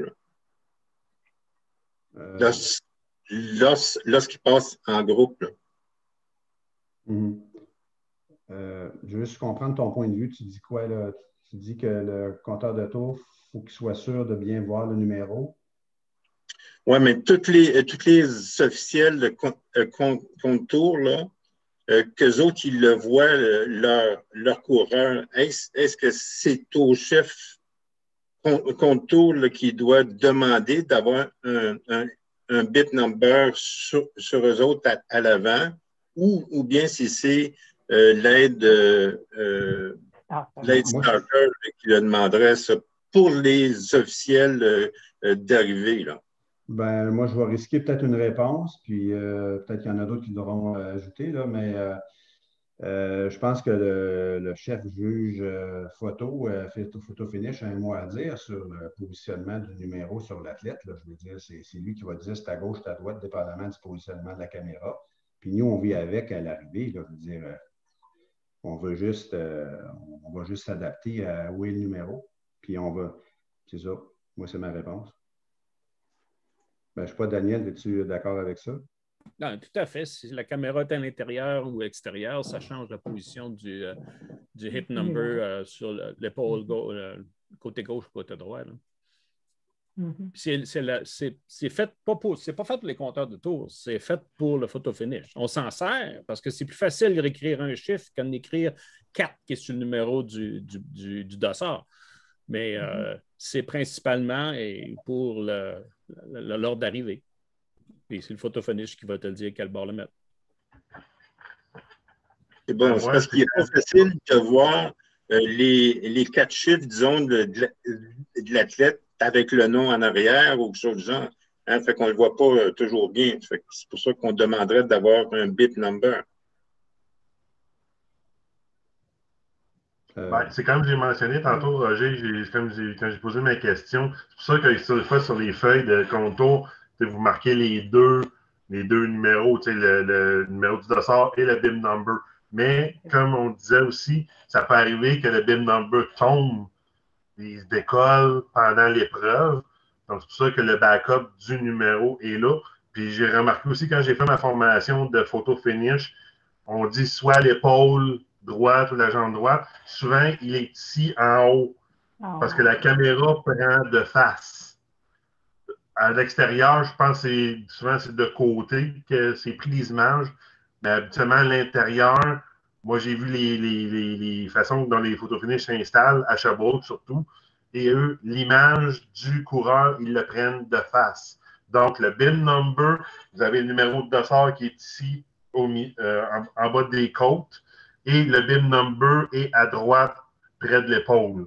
Donc, c'est pour ça qu'il faut faire bien attention. Si vous dites oui, on va le mettre sur la cuisse droite, c'est que tout dépendant quel est l'angle de caméra du photo finish. Parce qu'il y en a une qui prend la ligne d'arrivée et une autre caméra qui va prendre les numéros de dossard et tout ça. Donc, juste me confirmer si j'ai bien expliqué, mais peut-être qu'à Ottawa, peut-être qu'à Montréal, à Québec, vous avez peut-être d'autres plans de visualisation.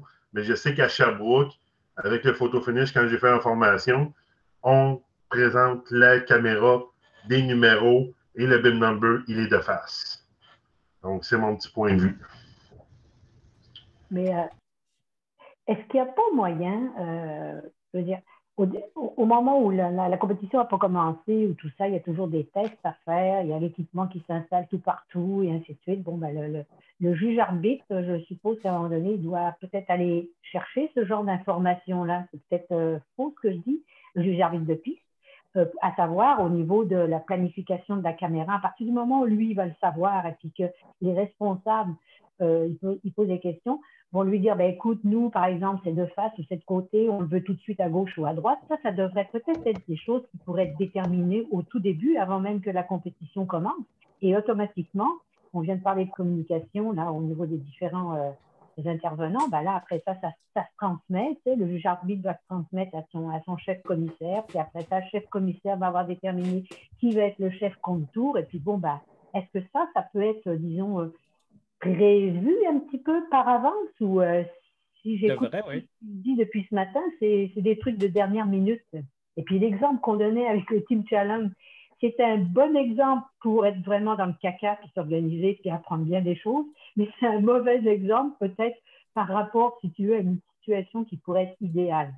L'intérieur et l'extérieur, c'est vraiment totalement différent, je pense.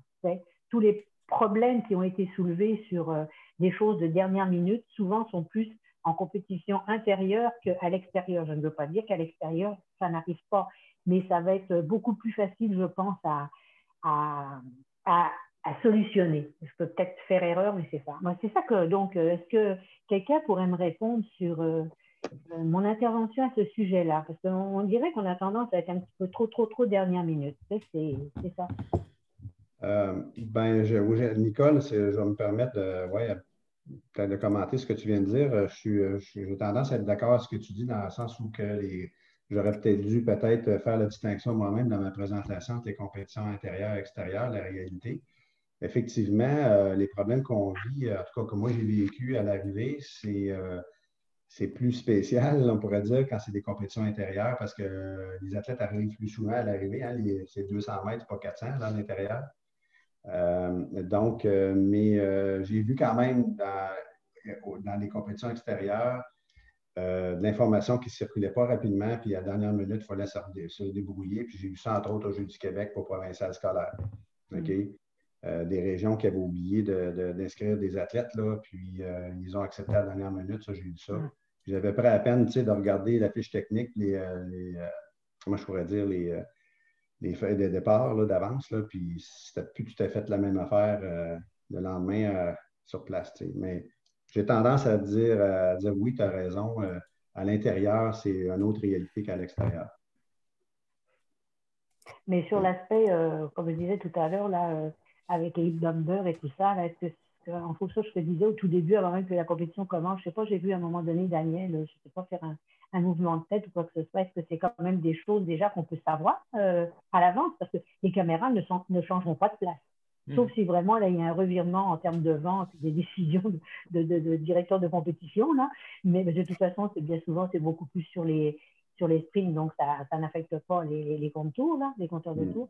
Mais est-ce que Daniel elle pourrait peut-être répondre à cette interrogation-là?